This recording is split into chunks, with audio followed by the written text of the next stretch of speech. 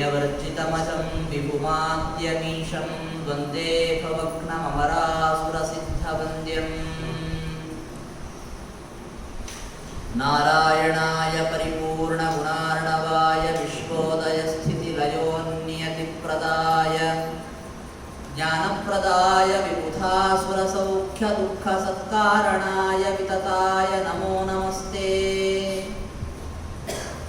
यो विप्रलम्भ विपरीतमतिप्रभूतान् वादान् निरस्य कृतवान् भुवि तत्त्ववादम् सर्वेश्वरो हरिरिति प्रतिपादयन्तमानन्दतीर्थमुनिवर्यमहं नमामि।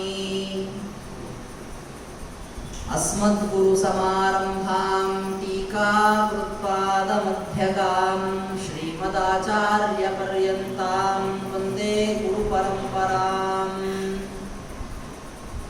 नारायणं नमस्कृत्य नरं चैव नरोत्तमं देवीं सरस्वतीं व्यासं ततो जयमुदीरये।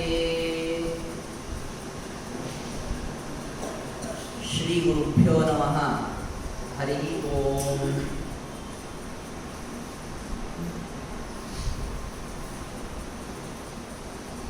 ಶ್ರೀಮನ್ ಮಹಾಭಾರತ ತಾತ್ಪರ್ಯ ನಿರ್ಣಯದಲ್ಲಿ ಆಚಾರ್ಯರು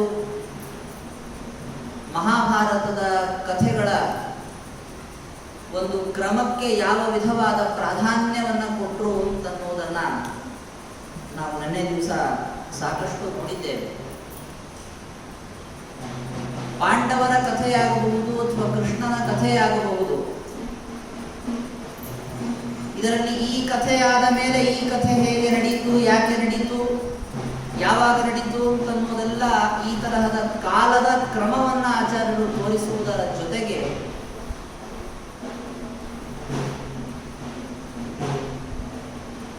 ಮಹಾಭಾರತದ ಪಾತ್ರಗಳು, ಅದರಲ್ಲಿ ಒಬ್ಬ ಅಣ್ಣ ಆದ ಇನ್ನೊಬ್ಬ ತಮ್ಮ ಆದ ಅಂತನ್ನುವುದಕ್ಕೂ ಕೂಡ ಸೂಕ್ತವಾದ ಕಾರಣವನ್ನು ಆಚಾರ್ಯರು ಕೊಡ್ತಾರೆ. ಇದು ಒಂದು ವಿಧವಾದ ಕ್ರಮವೇ.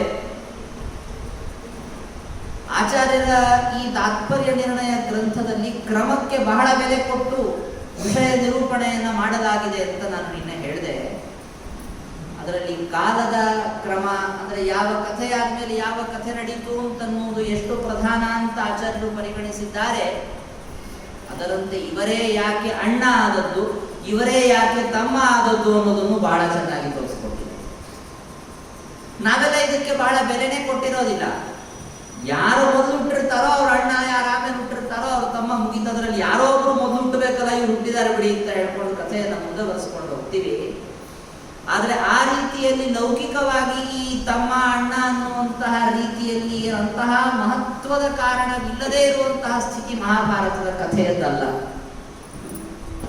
ಒಬ್ಬ ಅಣ್ಣ ಆದ ಅಂದ್ರೆ ಅದಕ್ಕೆ ಕಾರಣ ಇದೆ, ಒಬ್ಬ ತಮ್ಮ ಆದ ಅಂದ್ರೆ ಅದಕ್ಕೊಂದು ಕಾರಣ ಇದೆ. ಪ್ರಧಾನವಾಗಿ ಅಣ್ಣ ತಮ್ಮ ಅನ್ನೋದಕ್ಕೆ ಎರಡು ಉದಾಹರಣೆ ತೆಗೆದುಕೊಳ್ಳೋಣ ನಾವು ಬೇಕಾದ್ರೆ. ಕೃಷ್ಣ ಬಲರಾಮ. ಬಲರಾಮ ಅಣ್ಣ, ಕೃಷ್ಣ ತಮ್ಮ. ಈ ಕಡೆಗೆ ಕೌರವರ ಗುಂಪಲ್ಲಿ ತೆಗೆದುಕೊಂಡು ನೋಡಿದಾಗ ನಾನು ನಿನ್ನೆ ಕೂಡ ಹೇಳಿದೆ, ಏನು ಅಂದ್ರೆ ಮಹಾಭಾರತದ ಕಥೆಯನ್ನ ಎರಡು ಭಾಗವಾಗಿ ಆ ಕಡೆ ಸ್ವಲ್ಪ ಈ ಕಡೆ ಸ್ವಲ್ಪ ಅಂತ ಪಕ್ಕ ಪಕ್ಕ ನೋಡ್ತಾ ಹೋಗಬೇಕು ಅಂತ. ಒಂದು ಯಾದವರ ಕಡೆಗೆ, ಇನ್ನೊಂದು ಕೌರವರ ಕಡೆಗೆ. ಈ ಕೌರವರ ಗುಂಪಲ್ಲಿ ನೋಡ್ಲಿಕ್ಕೆ ಅಂತ ಹೋದ್ರೆ ಯುಧಿಷ್ಠಿರ ಮತ್ತು ಭೀಮಸೇನ ಅಣ್ಣ ತಮ್ಮ. ಈ ಇಬ್ಬರು ಅಣ್ಣ ತಮ್ಮಂದಿರ ಬಗ್ಗೆ ನಾವು ನೋಡಿದಾಗ ಕೃಷ್ಣ ತಮ್ಮನಾಗಿ ಹುಟ್ಟಿದ, ಬಲರಾಮ ಅಣ್ಣನಾಗಿ ಹುಟ್ಟಿದ. ಹೀಗೆ ಅದು ವಿಪರೀತ ಯಾಕಾಗಬಾರ್ದಾಗಿತ್ತು? ಕೃಷ್ಣನೇ ಅಣ್ಣನಾಗಿ ಹುಟ್ಟಿ ಬಲರಾಮನೇ ತಮ್ಮನಾಗಿ ಹುಟ್ಟಿದ್ರೆ, ಹಿಂದಿನ ಜನ್ಮದಲ್ಲಿ ಇದೇ ಬಲರಾಮ ಲಕ್ಷ್ಮಣನಾಗಿ ಹುಟ್ಟಿದಾಗ ರಾಮಚಂದ್ರ ದೇವರಿಗೆ ತಮ್ಮನಾಗಿ ಹುಟ್ಟಿದ್ದ. ಹಾಗೆ ಇವರು ಹುಟ್ಟಬಹುದಾಗಿತ್ತಲ್ಲ. ಏನೋ ಹುಟ್ಟಿರ್ತಾರೆ, ಯಾಕೆ ಕೆಡಿಸ್ಕೊಳ್ತೀರಿ ನೀವು?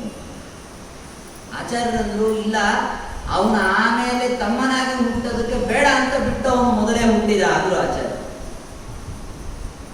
ಸೇವಾ ಖಿನ್ನ ಲಕ್ಷ್ಮಣ ಅಗ್ರೇ ಹರೇರ್ಭೂತ್ ಅಂತ ಆಚಾರ್ಯರು ಹೇಳ್ತಾರೆ. ಲಕ್ಷ್ಮಣನಾಗಿ ಹುಟ್ಟಿದಾಗ ಸಾಕಷ್ಟು ಭಗವಂತನ ಸೇವೆ ಮಾಡಿಬಿಟ್ಟಿದ್ರು ಶೇಷದೇವರು. ಆಗ ಸಂಪಾದನೆ ಮಾಡಿದ್ದು ಪುಣ್ಯ ತುಂಬ ಜಾಸ್ತಿಯಾಗಿತ್ತು. ಅದೊಂದು ತರಹದ ಖೇದವನ್ನು ಉಂಟು ಮಾಡಿ ಅವರು ಈ ಬಾರಿ ಏನು ಮಾಡುವಂತೆ ಆಯಿತು, ನಾನು ಅಣ್ಣನಾಗಿ ಹುಟ್ಟಬೇಕು ಅಂತ ಹುಟ್ಟುಬಿಟ್ರು. ನೋಡಿ, ಅಣ್ಣನಾಗಿ ಹುಟ್ಟಿದ್ದಕ್ಕೆ ಕೆಲವೊಂದು ಅವರಿಗೆ ಸೌಲಭ್ಯಗಳು ಅಂತ ನೀವು ಅನ್ಕೋಬಹುದು. ಆದ ಸಮಸ್ಯೆಗಳೇನು ಗೊತ್ತಾ? ಅಣ್ಣನಾಗಿ ಹುಟ್ಟಿದ್ದಕ್ಕೆ ಕೃಷ್ಣನ ಕಡೆಯಿಂದ ಸೇವೆ ಮಾಡಿಸಿಕೊಂಡ ಬಲರಾಮ. ಮಲಗುವಾಗ ಕೃಷ್ಣನ ತೊಡೆ ಮೇಲೆ ಮಲಗೋದು, ಕೆಲವು ಸಂದರ್ಭದಲ್ಲಿ ಕಾಲೊತ್ತು ಅಂತ ಹೇಳೋದು, ಗಾಳಿ ಹಾಕು ಅಂತ ಹೇಳೋದು, ಇತ್ಯಾದಿ ಕಾರ್ಯಗಳನ್ನ ಬಲರಾಮ ಮಾಡಿ ಮಾಡಿ ನಾನು ಅಣ್ಣ, ನಾನು ಹೇಳಿದಂತೆ ಕೃಷ್ಣ ಕೇಳಬೇಕು ಅಂತ ಈ ರೀತಿಯಾಗಿ ಮಾತನಾಡಿದ್ದರ ಪರಿಣಾಮವಾಗಿ ತನ್ನ ಕೆಲವ ಅಧಿಕ ಪುಣ್ಯವನ್ನು ಹ್ರಾಸ ಮಾಡಿದ. ನೋಡಿ, ಇನ್ನು ಈ ಕಡೆಗೆ ಯುಧಿಷ್ಠಿರನ ಬಗ್ಗೆ ಬಂದಾಗ, ಯುಧಿಷ್ಠಿರ ಯಾಕೆ ಮೊದಲು ಹುಟ್ಟಿದ? ಭೀಮಸೇನ ಯಾಕೆ ಅನಂತರದಲ್ಲಿ ಹುಟ್ಟಿದ? ಈ ವಿಚಾರ ತಗೊಂಡಾಗ ನಮಗೆ ಕೆಲವೊಂದ್ಸರಿ ಅನಿಸುತ್ತೆ, ಭೀಮಸೇನನ ಪಾತ್ರ ಪರಿಚಯವನ್ನ ಮಾಡಿಕೊಂಡಾಗ, ಭೀಮಸೇನ ಅಂತಂದ್ರೆ ಇವನು ಮಹಾಭಾಗವತ ಧರ್ಮನಿಷ್ಠನಾದವನು, ಇವನೇ ಎಲ್ಲರ ಅಣ್ಣನಾಗಿ ಹುಟ್ಟಿದ್ರೆ ಚೆನ್ನಾಗಿರ್ತಿತ್ತು ಅಂತ ನಮಗನ್ಸತ್ತೆ. ನಮ್ಮದೇ ಆದ ದೃಷ್ಟಿಕೋನದಲ್ಲಿ ಭೀಮಸೇನನ್ನ ಅಣ್ಣ ಅಂತ ಮಾಡಿ ಕೂರಿಸೋದಕ್ಕೆ ನಾವು ಹೋಗ್ತೀವಿ. ದೇವರಂದ ಬೇಡ, ಯುಧಿಷ್ಠಿರನೇ ಅಣ್ಣನಾಗಲಿ ಅಂತ. ಅದಕ್ಕೆ ತಕ್ಕ ಪ್ರೇರಣೆಯನ್ನ ಪಾಂಡುರಾಜನಿಗೆ ಮಾಡಿ. ಯುಧಿಷ್ಠಿರನ ಉತ್ಪತ್ತಿಯ ಕಾಲದಲ್ಲಿ ಪಾಂಡುರಾಜ ಕುಂತಿಗೆ ಹೇಳಿದಂತಹ ಮಾತಿದೆ. ಕುಂತಿ ಯಾರನ್ನ ಕರೀಲಿ ಎಂದು ದುರ್ವಾಸರು ಕೊಟ್ಟಿರುವಂತಹ ಮಂತ್ರ ಅಂತನ್ನುವುದರ ಪ್ರಭಾವದಿಂದ ಯಾವ ದೇವತೆಯನ್ನು ಕರಿಬೇಕು ಅಂತ ಪ್ರಶ್ನೆ ಬಂದ್ರೆ, ನೀನು ಯಮಧರ್ಮನನ್ನ ಕರಿ. ಯಾಕೆ ಅಂದ್ರೆ ಅವನು ಧರ್ಮಮೂರ್ತಿಯಾದಂಥವನು. ಧರ್ಮಮೂರ್ತಿಯಾದ ವ್ಯಕ್ತಿಯೇ ಹುಟ್ಟಿದರೆ ಅವನು ಮುಂದೆ ರಾಜ ಅಂತಾದ್ರೆ ಧಾರ್ಮಿಕವಾದಂತಹ ರಾಜ್ಯ ನಡೆದುಕೊಂಡು ಹೋಗ್ತದೆ. ಧರ್ಮವಿಲ್ಲದೆ ಇದ್ರೆ ರಾಜ್ಯವಿಲ್ಲ ಅಂತ ಹೇಳಿ ಯಮಧರ್ಮನನ್ನು ಹುಟ್ಟಿಸಿತು. ಯುಧಿಷ್ಠಿರ ಹುಟ್ಟಿದ. ಅವನ ಹೆಸರಿಗೆ ಅರ್ಥ ಹೇಳುವಂತೆ ಯುಧಿ ಸ್ಥಿರ, ಯುದ್ಧದಲ್ಲಿ ಸ್ಥಿರನಾದವನು ಅಂತ. ಅಂದ್ರೆ ಯುದ್ಧ ಬಿಟ್ಟು ಬೆಂತೋರಿಸಿ ಹಿಂದೆ ಹೋಗುವವನಲ್ಲ, ಹೆದರಿ ಹಿಂದೆ ಹೋಗುವವನಲ್ಲ ಅವನು ಅಂತ.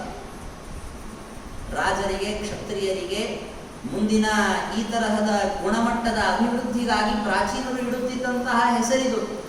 ಯುಧಿಷ್ಠಿರ ಅಂತ ಪ್ರಸಿದ್ಧನಾದಂತಹ ರಾಜನಾಗ್ತಾನೆ ಅಂತ ಆಕಾಶವಾಣಿ ಕೂಡ ಆಯಿತು ಅವನು ಹುಟ್ಟಿದಂತಹ ಸಂದರ್ಭದಲ್ಲಿ. ಅದರ ಅನಂತರದಲ್ಲಿ ಭೀಮಸೇನ ಹುಟ್ಟಿದ್ದು. ಭೀಮಸೇನನನ್ನು ಮೊದಲು ಹುಟ್ಟಿಸಿದ್ರೆ ಏನಾಗ್ತಾ ಇತ್ತು? ಭಗವಂತ ಪ್ರೇರಣೆ ಮಾಡಬಹುದಾಗಿತ್ತು.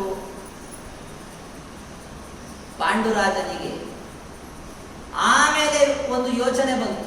ಯುಧಿಷ್ಠಿರ ಹುಟ್ಟಿದ ಅನಂತರದಲ್ಲಿ ಯೋಚನೆ ಬಂದದ್ದೇನು ಅಂದ್ರೆ, ಧರ್ಮವೆಂಬುದು ಸಂತೋಷ ಇದು ಬೇಕು ರಾಜ್ಯದ ಸಂರಕ್ಷಣೆಗೆ, ಆದರೆ ಧರ್ಮವನ್ನೇ ಸಂರಕ್ಷಣೆ ಮಾಡುವಂತಹ ಒಬ್ಬ ವ್ಯಕ್ತಿ ಬೇಕಾಗತ್ತೆ. ಅದು ಕೂಡ ಧರ್ಮದ ಸಂರಕ್ಷಣೆ ಎಂಬುದಕ್ಕೆ ಎರಡು ವಿಧವಾದ ಬಲ ಬೇಕು. ಒಂದು ಜ್ಞಾನದ ಬಲ, ಒಂದು ಬಾಹುಬಲ. ಎರಡರಿಂದಲೂ ಕೂಡಿದಂತಹ ಒಬ್ಬ ವ್ಯಕ್ತಿ ಬೇಕು ಅಂತಂದ್ರೆ ಅವನು ಬಲದೇವತೆ ಅಂತ ಪ್ರಸಿದ್ಧನಾದಂತಹ ವಾಯು ಅವನನ್ನ ಕರಿ ಅಂತ ಹೇಳಿದರು. ಸಂತೋಷ ಭೀಮಸೇನನ್ನ ಹುಟ್ಟಿಸಿದ್ದಾರೆ. ಅಂದ್ರೆ ಈ ಯೋಚನೆ ಮೊದಲೇ ಹೇಳಿಬಿಟ್ಟು ಬಂದಿತ್ತು ಅಂತ ಆಗ್ಬಿಟ್ಟಿದೆ. ಅಲ್ಲ, ನಾವು ನೋಡ್ಲಿಕ್ಕೆ ಅಂತ ಹೋದ್ರೆ ಭೀಮಸೇನಲ್ಲಿ ಧರ್ಮವಿಲ್ವಾ? ಭೀಮಸೇನನು ಮಹಾಧರ್ಮಮೂರ್ತಿ. ಅವನು ತಾನು ಮಾಡುವ ಧರ್ಮ, ಮಾಡಿಸುವ ಧರ್ಮ ಅಂತೇನಿದೆ ಅದರ ಸಂರಕ್ಷಣೆಗಾಗಿ ಅಂತ ಹೇಳಿ ಬಾಹುಬಲ, ಜ್ಞಾನಬಲ ಎರಡರಿಂದಲೂ ಕೂಡಿದ ಏಕೈಕ ವ್ಯಕ್ತಿ. ಅದೇನೋ ಆಧುನಿಕರು ಹೇಳ್ತಾರಲ್ಲ, ಆಲ್ ಇನ್ ಒನ್ ಅಂತ. ಆ ಥರ ಎಲ್ಲದರಿಂದಲೂ ಒಳಗೂಡಿದಂತಹ ಒಬ್ಬ ವ್ಯಕ್ತಿ ಅಂದ್ರೆ ಭೀಮಸೇನ. ಅವನನ್ನೇ ಮೊದಲು ಹುಟ್ಟಿಸಿದ್ರೆ ಆಗ್ತಾ ಇತ್ತಲ್ಲ. ಆಚಾರ್ಯರೊಬ್ಬರೇ ಒಬ್ಬರೋದಕ್ಕೆ ಕಾರಣ. ಯುಧಿಷ್ಠಿರನ ವ್ಯಕ್ತಿತ್ವವನ್ನ ಇಡೀ ತಾತ್ಪರ್ಯ ನಿರ್ಣಯದಲ್ಲಿ ವರ್ಣನೆ ಮಾಡ್ತಾ ಹೋಗಿ ಆಚಾರ್ಯರು ಕೊನೆ ಎಲ್ಲಿ ತನಕ ಅಂತಂದ್ರೆ ಮಹಾಭಾರತದ ಕಥೆ ಮುಗಿಯುವ ಪರ್ಯಂತ. ನೋಡಿ, ಯುದ್ಧ ಶುರುವಾಯಿತು ಅಂತನ್ನುವ ಕಥೆ ಬೇಡ, ನೀವು ಹುಟ್ಟಿದ ಅಂತಾದಾಗಿನಿಂದ ಶುರು ಮಾಡಿ ಪಾಂಡವರು ಮಹಾಪ್ರಸ್ಥಾನವನ್ನ ಮಾಡಿ ಹೋದ್ರು ಅನ್ನುವ ಪರ್ಯಂತ ಯುಧಿಷ್ಠಿರನ ಕಥೆ ಉದ್ದಕ್ಕೆ ಬಂದಿದೆ. ನೋಡಿ, ಪಾಂಡವರಲ್ಲಿ ಎಲ್ಲರಕ್ಕಿಂತ ಮೊದಲು ಹುಟ್ಟಿ ಎಲ್ಲರ ಅನಂತರದಲ್ಲಿ ದೇಹವನ್ನು ಪರಿತ್ಯಾಗ ಮಾಡಿದಂಥವರು ಯುಧಿಷ್ಠಿರ. ನಾವು ನಿನ್ನೆ ನೋಡಿದ್ವಿ 108 ವರ್ಷ ಆಯುಷ್ಯ ಇದ್ದವನಿಗೆ. ಅದರಲ್ಲಿ ಎಷ್ಟೆಷ್ಟು ಸಂದರ್ಭದಲ್ಲಿ ಯುಧಿಷ್ಠಿರನಿಂದ ಭಗವಂತ ತನ್ನ ಭೂಭಾರಹರಣ ಕಾರ್ಯದಲ್ಲಿ ಅವನ ಸೇವೆಯನ್ನು ತೆಗೆದುಕೊಂಡ ಅಂತ ನೋಡ್ತಾ ಹೋದ್ರೆ ನಮಗೆ ಆಶ್ಚರ್ಯವಾಗುತ್ತೆ. ಪಾಂಡುರಾಜ ಬದುಕಿರುವ ಪರ್ಯಂತ ನಮಗದರ ಹೆಚ್ಚಿನ ಮಹತ್ವ ಗೊತ್ತಾಗಲ್ಲ. ಪಾಂಡುರಾಜನ ಮರಣವಾದ ಮೇಲೆ ಪಾಂಡವರು ಯಾವಾಗ ಹಸ್ತಿನಾಪುರಕ್ಕೆ ಅಂತ ಪ್ರವೇಶಿಸಿದರು, ಆಗ ಮೊದಲ ಬಾರಿಗೆ ಕೌರವರ ಜೊತೆಗೆ ಪಾಂಡವರಿಗೆ ಮುಖಾಮುಖಿಯಾದದ್ದು, ಭೇಟಿಯಾದದ್ದು, ಪರಿಚಯವಾದದ್ದು. ಆಗಿನಿಂದಲೂ ಕೂಡ ಭೀಮಸೇನನಿಗೂ ಮತ್ತು ದುರ್ಯೋಧನಾದಿಗಳಿಗೂ ಕಲಹ ಶುರುವಾಯಿತು. ಒಂದು ಪಕ್ಷ ಭೀಮಸೇನನೇ ಅಣ್ಣನಾಗಿದ್ದ ಅಂತ ತಿಳ್ಕೊಳ್ಳಿ, ಅವಾಗೇನಾಗಿರುತ್ತೆ, ದುರ್ಯೋಧನಾದಿಗಳು ಅವತ್ತೇ ಸತ್ತು ಹೋಗ್ಬಿಡ್ಬೇಕ. ಯಾವತ್ತು ಅವರು ವಿಷ್ಣು ದ್ವೇಷಿಗಳು ಅಂತ ನಿರ್ಣಯವಾಯಿತು, ವಿಷ್ಣು ನಿಂದನೆಯನ್ನ ಅಂತ ಅವರು ಮಾಡ್ತಾರೆ, ಅವತ್ತೇ ಅವರ ಸಂಹಾರವನ್ನ ಮಾಡಿಬಿಡ್ತಾ ಇದ್ದಾರೆ. ನೋಡಿ, ಯುಧಿಷ್ಠಿರ ಇದ್ದದ್ದಕ್ಕೆ ಏನಾಯಿತು, ಯುಧಿಷ್ಠಿರ ಬೇಡ ಹಾಗೆ ಮಾಡಬೇಡ ಅಂತ ತಡೆ. ಭೀಮಸೇನ ಅವರ ಸಂಹಾರಕ್ಕೆ ಅಂತ ಉದ್ಯುಕ್ತನಾಗ್ತಾ ಇದ್ದ, ಬೇಡ ಅಂತ ಹೇಳಿ ಯುಧಿಷ್ಠಿರ ತಡಿತಾ ಇದ್ದ. ಇದು ಹೇಗೆ ಅಂತಂದ್ರೆ, ಆ ವೈಷ್ಣವ ದ್ವೇಷಿಗಳು ಅಥವಾ ವಿಷ್ಣು ದ್ವೇಷಿಗಳನ್ನ ಸಂಹಾರ ಮಾಡುವುದಕ್ಕೆ ಅಂತ ಭೀಮಸೇನ ಉದ್ಯುಕ್ತನಾದದ್ದಕ್ಕೆ ಅವನಿಗೆ ಬರಬೇಕಾದ ಪುಣ್ಯ ಬರ್ತಾ ಇತ್ತು. ಅವನ ಭಾಗವತ ಧರ್ಮ ದೀಕ್ಷೆ ಎಂಬುದು ಸ್ಥಿರವಾಗಿ ಉಳಿತಾ ಇತ್ತು. ಬೇಡ ಅಂತ ಹೇಳಿಬಿಟ್ಟು ಯುಧಿಷ್ಠಿರ ನಡೆಯಬೇಕಾದ ಘಟನೆ ನಡೆಯುವಂತೆ ಮಾಡ್ತಾ ಇತ್ತು. ಅಲ್ರಿ, ದುರ್ಯೋಧನಾದಿಗಳು ಸತ್ತೋಗ್ಲಿ ಬಿಡ್ರಿ, ನಿಮಗೇನು ತೊಂದರೆ ಆಗಬೇಕಾಗಿದೆ, ನಮಗ್ ತೊಂದರೆ ಆಗಬೇಕಾಗುತ್ತಿಲ್ಲ, ಅವರ ಸಾಧನೆ ಆಗಬೇಕಿದೆ. ದುರ್ಯೋಧನಾದಿಗಳ ಪಾಪದ ಕೊಡ ತುಂಬಬೇಕಿದೆ. ಅದು ತುಂಬುವುದು ಹೇಗೆ? ದುರ್ಯೋಧನಾದಿಗಳು ಸಾಧನೆ ಮಾಡಿಕೊಳ್ಳಬೇಕು. ಏನು ಸಾಧನೆ ಮಾಡಿಕೊಳ್ಬೇಕು? ಈಗ ನಮಗೂ ಎಲ್ಲ ಇರ್ತದೆ, ಇಷ್ಟು ಶ್ರವಣ ಮನನ ನಿಧಿಧ್ಯಾಸನ ಅದು ಇದು. ಆ ತರಹ ದುರ್ಯೋಧನಾದಿಗಳಿಗೂ ಕೂಡ ಮಹತ್ವದ ಸಾಧನೆ ಆಗಬೇಕಾಗಿದೆ. ಯಾವುದಕ್ಕೆ ಅಂದರೆ ಅಂಧ ತಮಸ್ಸಿಗೆ ಹೋಗುವ ಸಾಧನೆ ದುರ್ಯೋಧನಾದಿಗಳಿಗೆ ಆಗಬೇಕು. ದೇವರಂತಾನೆ ದುರ್ಯೋಧನಾದಿಗಳನ್ನ ಅಂಧ ತಮಸ್ಸಿಗೆ ಕಳಿಸೋದಕ್ಕೆ, ಅವರು ಕೆಟ್ಟವರು ಅಂತ ನಿರ್ಧಾರ ನನಗೆ ಮೊದಲೇ ಆಗಿದೆ, ಹಾಗೆ ಅಂತ ಎತ್ತಿ ತೆಗೆದವ್ರನ್ನ ಅಂಧ ತಮಸ್ಸಿಗೆ ನಾನು ಹಾಕೋದಿಲ್ಲ.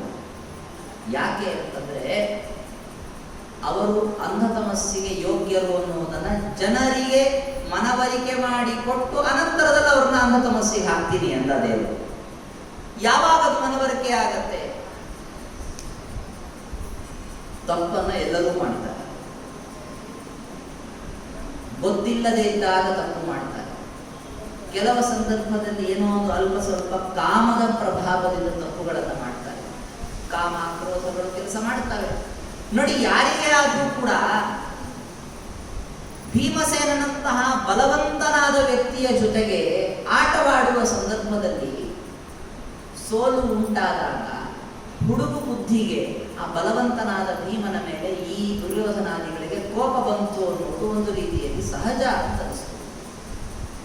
ಈ ಸಹಜತೆಯನ್ನೇ ಮುಂದೆ ಇಟ್ಕೊಂಡು ಅವನು ಜಗಳ ಮಾಡಿದ ಕೂಡಲೇ ಅವನನ್ನು ಸಾಯಿಸಿಬಿಟ್ರೆ, ಎಷ್ಟೋ ಜನರು ಸಣ್ಣ ಹುಡುಗರಿದ್ದಾಗ ಇಬ್ಬರು ಜಗಳ ಆಡಿರ್ತಾರೆ, ಆಮೇಲೆ ಮೈತ್ರಿಯಿಂದಲೇ ಮಿತ್ರ ಭಾವದಿಂದಲೇ ವರ್ತಿಸುವುದು ನಮಗೆ ಕಾಣಿಸ್ತದೆ. ಅಯ್ಯೋ, ಸಣ್ಣವರಿದ್ದಾಗ ಜಗಳ ಆಡ್ತಾ ಇದ್ವಿ ಬಿಡ್ರಿ, ಅದು ಬೇರೆ ಇದು ಬೇರೆ ಅಂತ. ಈ ತರಹ ಇರುವಾಗ ಭೀಮ ಮತ್ತು ದುರ್ಯೋಧನಾದಿಗಳಲ್ಲಿ ಸಣ್ಣ ವಯಸ್ಸಿನಲ್ಲಿ ಆದಂತಹ ಕಲಹ ಇತ್ತು. ಅದನ್ನೇ ಬಹಳ ಮುಖ್ಯ ಅಂತ ಮಾಡಿಕೊಂಡು ಅವನನ್ನು ಸಂಹಾರ ಮಾಡಿ ಅವನು ಅಂಧ ತಮಸ್ಸಿಗೆ ಹೋದ ಅಂತ ಮಾಡುವುದರಲ್ಲಿ ಜನ ಏನಂತಾರೆ, ಭಗವಂತನು ನ್ಯಾಯವನ್ನ ಮಾಡಿದ್ದಾನೆ ಅಂತನ್ನುವುದು ಅನುಭವಕ್ಕೆ ಬರಲ್ಲ ಜನರಿಗೆ. ಹೌದು ಅಂತ ಅನಿಸೋದಿಲ್ಲ, ಮನವರಿಕೆ ಆಗೋದಿಲ್ಲ. ಅದಕ್ಕೆ ಕೃಷ್ಣ ಏನ್ ಮಾಡ್ದ, ವ್ಯವಸ್ಥೆ ಮಾಡಿಟ್ಟ. ಅವನು ಸಾಯುವ ಪರಿಸ್ಥಿತಿಯಿಂದ ಬಂದಾಗೆಲ್ಲ ಬೇಡ ಅಂತ ತಡೆಯುವುದಕ್ಕೆ ಇವನನ್ನು ನಿಲ್ಲಿಸಿ. ಇದು ಜಗಳ ನಡೀತಾ ಇತ್ತು. ಭೀಮಸೇನನಿಗೂ ಮತ್ತು ದುರ್ಯೋಧನಾದಿಗಳಿಗೂ ಜಗಳ ನಡೀತಾನೆ ಇತ್ತು. ಮೊದಲನೇ ಬಾರಿ ಅಂತಹ ಮುಖ್ಯವಾದ ರೀತಿಯಲ್ಲಿ ಯುಧಿಷ್ಠಿರ ಅಂತನೋನು ತಡೆದಿದ್ದು ಅಂತಂದ್ರೆ ಭೀಮಸೇನನನ್ನ.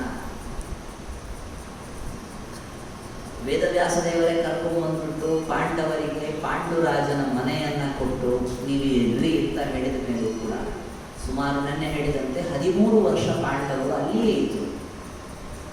ದುರ್ಯೋಧನ ಅವರನ್ನ ವಾರಣಾವತಕ್ಕೆ ಅಂತ ಕಳಿಸಬೇಕು ಅಂತ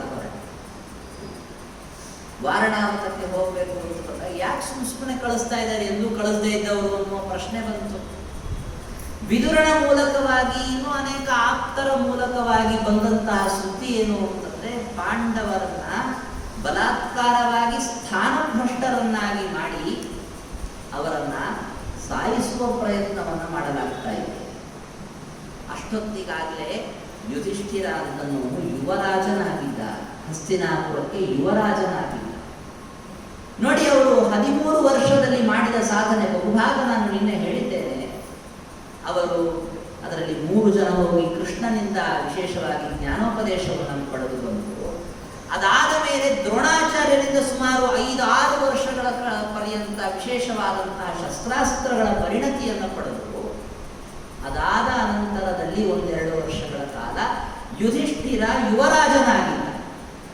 ಧೃತರಾಷ್ಟ್ರನು ಸಂತೋಷದಿಂದ ಯುಧಿಷ್ಠಿರನನ್ನ ಈ ತರಹದ ಯುವರಾಜ ಪದವಿಯಲ್ಲಿ ಕೂಡಿಸಿತು. ನಮ್ಮ ಅಣ್ಣ ಯುವರಾಜನಾಗಿದ್ದಾನೆ ಅಂತನ್ನುವ ಒಂದು ಸಂಭ್ರಮದಲ್ಲಿ ಭೀಮಾರ್ಜುನರು ಹೋಗಿ ಸಮಸ್ತ ದಿಕ್ಕುಗಳಲ್ಲಿ ಸಂಚಾರ ಮಾಡಿ ವಿಶೇಷವಾದಂತಹ ದಿಗ್ವಿಜಯವನ್ನು ಸಂಪಾದಿಸಿ ಸಾಕಷ್ಟು ಹಣವನ್ನ, ಭೂಮಿಯನ್ನ ವಶಕ್ಕೆ ತಂದು ಅದನ್ನ ಒಪ್ಪಿಸಿತು. ಯಾಕೆ? ನಮ್ಮ ಅಣ್ಣ ಯುವರಾಜನಾಗಿದ್ದಾನೆ. ಯುವರಾಜ ಅಂತಾದಂತಹ ಯುಧಿಷ್ಠಿರ ಹೇಗಿದ್ದ ಅಂತ ಮಹಾಭಾರತದಲ್ಲಿ ವರ್ಣನೆ ಮಾಡಬೇಕಾದ್ರೆ ಹೇಳ್ತಾರೆ, ಪಾಂಡುರಾಜನ ವರ್ತನೆಯನ್ನ ನೆನಪಿಸ್ಕೊಂಡು ಜನ ಇಷ್ಟು ವರ್ಷ ಕಾಲ ಕಳೀತಾ ಇದ್ರಂತೆ. ಪಾಂಡುರಾಜನನ್ನೇ ಮರೆತು ಬಿಟ್ರು ಜನ. ಅಂದ್ರೆ ಅಷ್ಟು ಚೆನ್ನಾಗಿ ನೋಡಿಕೊಳ್ತಾ ಇದ್ದ ಪ್ರಜೆಗಳು. ಯುಧಿಷ್ಠಿರನನ್ನೇ ಜನ ಸ್ಮರಣೆ ಮಾಡ್ತಾ, ಇವನೇ ಮುಂದೆ ನಮಗೆ ರಾಜನಾಗ್ತಾನೆ ಅನ್ನುವ ಕನಸಿನಲ್ಲಿ ಬರುವಂತೆ ಆಯಿತು ಅವರಿಗೆ ಭಾವನೆ. ಆ ತರಹದ ರೀತಿಯಲ್ಲಿ ಯುಧಿಷ್ಠಿರ ಪ್ರಜೆಗಳನ್ನು ಬಹಳ ಚೆನ್ನಾಗಿ ನೋಡಿಕೊಳ್ತಾ ಇದ್ದ. ಯಾವಾಗ ಹಸ್ತಿನಾಪುರ ಬಿಟ್ಟು ಹೋಗಬೇಕು ಅನ್ನುವ ಪ್ರಸಂಗ ಬಂತು, ವಾರಣಾವತಕ್ಕೆ ಹೋಗಬೇಕು ಅಂತ ಧೃತರಾಷ್ಟ್ರ ಕರೆದು ಯುಧಿಷ್ಠಿರನಿಗೆ ಹೇಳಿದ್ರು, ನೋಡ್ರಪ್ಪ, ನಿಮ್ಮ ತಾಯಿಯನ್ನು ಕರ್ಕೊಂಡು ನೀವು ಹೋಗಿ ಅಲ್ಲಿ. ಭೀಮಸೇನ ಮೊದಲನೇ ಬಾರಿಗೆ ವಿರೋಧಿಸಿದ್ದವರ ಅಣ್ಣನ, ನಾವು ಹೋಗುವುದು ಬೇಡ, ನಮ್ಮ ಮನೆ ಇದೆ, ನಮ್ಮ ಅಧಿಕಾರವಿದೆ, ಇದನ್ನು ಬಿಟ್ಟು ನಾವ್ಯಾಕೆ ಹೋಗಬೇಕು?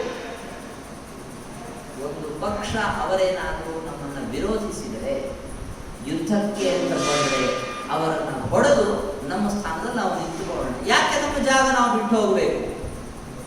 ಆಗ ಯುಧಿಷ್ಠಿರ ಹೇಳಿದ, ನಾನು ಹೇಳ್ತಾ ಇದ್ದೀನಿ, ನಿಮ್ಮ ಮಾತು ಕೇಳು, ನಡಿ ಹೋಗೋಣ. ಹೇಳಿದ್ದು ದುರ್ಯೋಧನ ಅಂತಲ್ಲ, ಹೇಳಿದ್ದು ನಮ್ಮ ದೊಡ್ಡಪ್ಪ ಆದಂತ ಧೃತರಾಷ್ಟ್ರ ಹೇಳಿದ್ದು. ನಾವು ಧೃತರಾಷ್ಟ್ರನ ಮಾತನ್ನ ವಿರೋಧಿಸಿದಂತೆ ಆಗತ್ತೆ. ನೋಡಿ, ಯುಧಿಷ್ಠಿರನಲ್ಲಿ ಇದ್ದಂತ ಒಂದು ದೊಡ್ಡ ಗುಣ ಏನು ಅಂದ್ರೆ, ಯಾವಾಗಲೂ ಹಿರಿಯರಿಗೆ ಬೆಲೆ ಕೊಡುವುದು. ಮಹಾಭಾರತದಲ್ಲಿ ಅನೇಕ ಜೀವನ ಮೌಲ್ಯಗಳನ್ನು ನಮಗೆ ಹೇಳಿಕೊಡ್ತಾರಲ್ಲ, ಯುಧಿಷ್ಠಿರನಿಂದ ನಾವು ಕಲಿಯುವಂತಹ ಜೀವನ ಮೌಲ್ಯ ಅಂತಂದ್ರೆ ಮೊದಲನೇದು ಯಾವುದಪ್ಪ ಅಂತಂದ್ರೆ ಹಿರಿಯರಿಗೆ ಬೆಲೆ ಕೊಡುವುದು. ಸಣ್ಣ ಪುಟ್ಟ ಸಮಸ್ಯೆಗಳಾದಾಗ ಹಿರಿಯರ ಜೊತೆಗೆ ಜಗಳವನ್ನ ಮಾಡುವುದನ್ನ ನಾವು ಲೋಕದಲ್ಲಿ ಎಷ್ಟು ಉದಾಹರಣೆಗಳಲ್ಲಿ ನೋಡ್ತೇವೆ. ತಂದೆ ತಾಯಿಗಳ ಜೊತೆಗೆ ಮಕ್ಕಳಾಗುವುದು, ಅಥವಾ ಅತ್ತೆ ಮಾವಂದಿರ ಜೊತೆಗೆ ಸೊಸೆಯರಾಗುವುದು, ಅಥವಾ ಇನ್ಯಾವುದೇ ತರಹದ ಲೋಕದ ಸಂಬಂಧಗಳಲ್ಲಿ ಕಿರಿಯರು ಹಿರಿಯರ ಜೊತೆಗೆ ಸಣ್ಣ ಪುಟ್ಟ ಕಾರಣಗಳಿಗೆ ವೈಮನಸ್ಯವನ್ನ ಮಾಡಿಕೊಳ್ತಾರೆ. ಮತ್ತೊಮ್ಮೆ ಜೀವನದಲ್ಲಿ ಮುಖವನ್ನೇ ನೋಡುವುದಿಲ್ಲ ಅನ್ನುವಷ್ಟರ ಮಟ್ಟಿಗೆ ಜಗಳವನ್ನು ಮಾಡಿಕೊಳ್ತಾರೆ. ಆದರೆ ಯುಧಿಷ್ಠಿರನ ವರ್ತನೆಯನ್ನು ನೋಡಿ, ಮಹಾಭಾರತ ಪದೇ ಪದೇ ಹೇಳುತ್ತೆ, ಲೋಕದಲ್ಲಿ ಇಲ್ಲಿಯವರೆಗೆ ಯಾರು ಕೂಡ ಯುಧಿಷ್ಠಿರನಿಗೆ ಹಿರಿಯರಿಂದ ಆದಷ್ಟು ತೊಂದರೆ ಅಂತೇನಿದೆ ಅದನ್ನು ಯಾವ ಹಿರಿಯರಿದ್ದರೂ ಯಾವ ಕಿರಿಯರು ಅನುಭವಿಸಿಲ್ಲ. ಎಷ್ಟು ಬಾರಿ ರಾಜ್ಯದಿಂದ ಹೊರಹಾಕಿದ್ದಾಯಿತು. ಆಗಲೂ ಕೂಡ ಹಿರಿಯನಾದಂತಹವನು, ನಮ್ಮ ತಂದೆಯ ಸ್ಥಾನದಲ್ಲಿದ್ದವನು ಧೃತರಾಷ್ಟ್ರ ಅಂತನ್ನುವ ಕಾರಣದಿಂದ ಅವನು ಹೇಳಿದ, ನಾನು ಮಾಡಿದೆ. ಅದು ಇನ್ನೇನೇ ಇರಲಿ, ಯಾವುದೇ ತರಹದ ತೊಂದರೆ ಇಲ್ಲ, ಹೇಳಿದ ಮಾತಿಗೆ ಬೆಲೆ ಕೊಡಬೇಕು. ಯಾವಾಗಲೂ ದೊಡ್ಡವರಿಗೆ ಹೆದರುತ್ತಾ ಇದ್ದ ಯುಧಿಷ್ಠಿರ.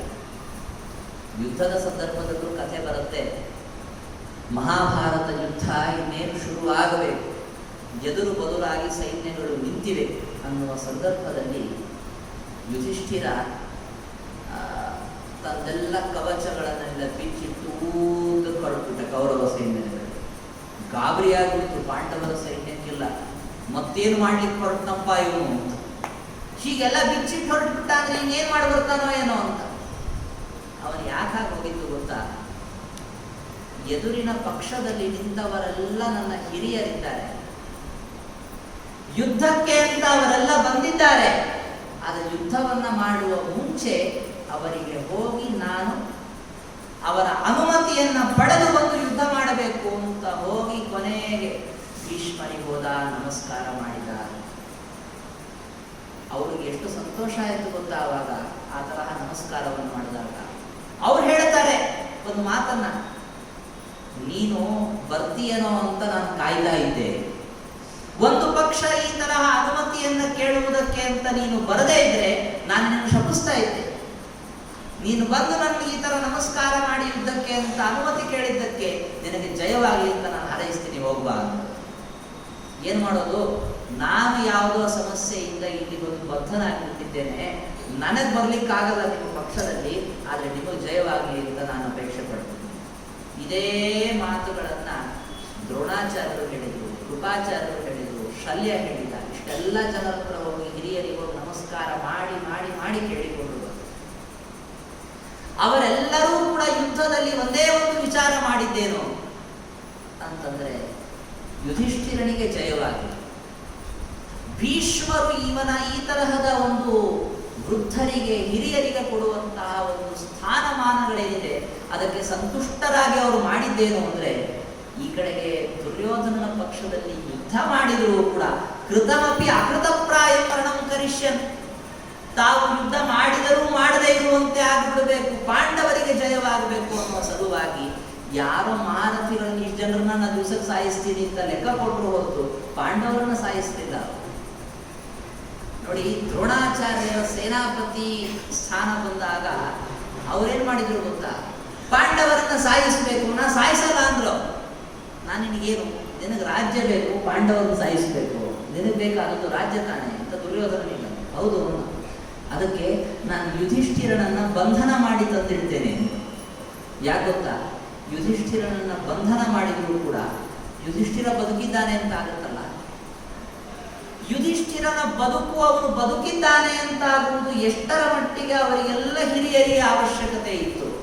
ಅವರು ಬದುಕಬೇಕು ಅಂತ ಇವನು ಅಪೇಕ್ಷೆ ಪಟ್ಟಿದ್ದಕ್ಕೆ ಇವನು ಬದುಕಬೇಕು ಅಂತ ಅವರೆಲ್ಲ ಅಪೇಕ್ಷೆ ಪಟ್ಟರು.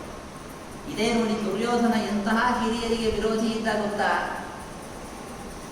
ಯಾವುದೋ ಒಂದು ಸಂದರ್ಭದಲ್ಲಿ ಭೀಷ್ಮರು, ದ್ರೋಣಾಚಾರ್ಯರು ಮೊದಲಾದ ಹಿರಿಯರೆಲ್ಲ ಏನೋ ಸಲಹೆ ಕೊಡ್ಲಿಕ್ಕೆ ಅಂತ ಹೋದ್ರೆ ಅವನು ಹೇಳಿದ ಮಾತು, ಹಿರಿಯರಿಗೆ ಕೊಟ್ಟ ಬೆಲೆ ಏನು ಗೊತ್ತಾ? ಅವನು ಹಿರಿಯರ ಮಾತೆಲ್ಲ ಬಹಳ ಕೇಳಲಿಕ್ಕೆ ಹೋಗ್ಬಾರ್ದ್ರಿ ಅಂತ.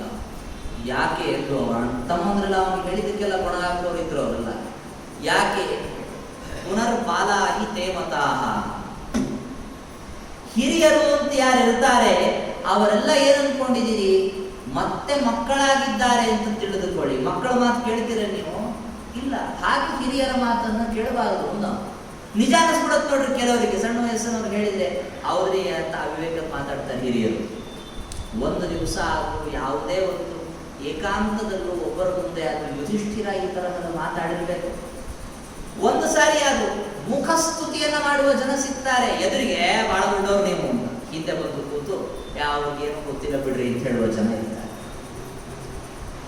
ಎಂದೆಂದಿಗೂ ಕೂಡ ಧೃತರಾಷ್ಟ್ರನೇ ಆಗಬಹುದು, ವಿದುರನೇ ಆಗಬಹುದು, ದ್ರೋಣ, ಕೃಪ, ಶಲ್ಯ ಮೊದಲಾದವರ ಬಗ್ಗೆ ಆಗಬಹುದು, ಒಂದು ದಿವಸವೂ ಕೂಡ ಈ ತರಹದ ಭಾವನೆ ಬರುವ ಮಾತನ್ನಾಡದಿದ್ದಂತಹ ಮಹಾನುಭಾವ ಅಂದ್ರೆ ಯುಧಿಷ್ಠಿರ ಒಬ್ಬ ಮಾತ್ರ.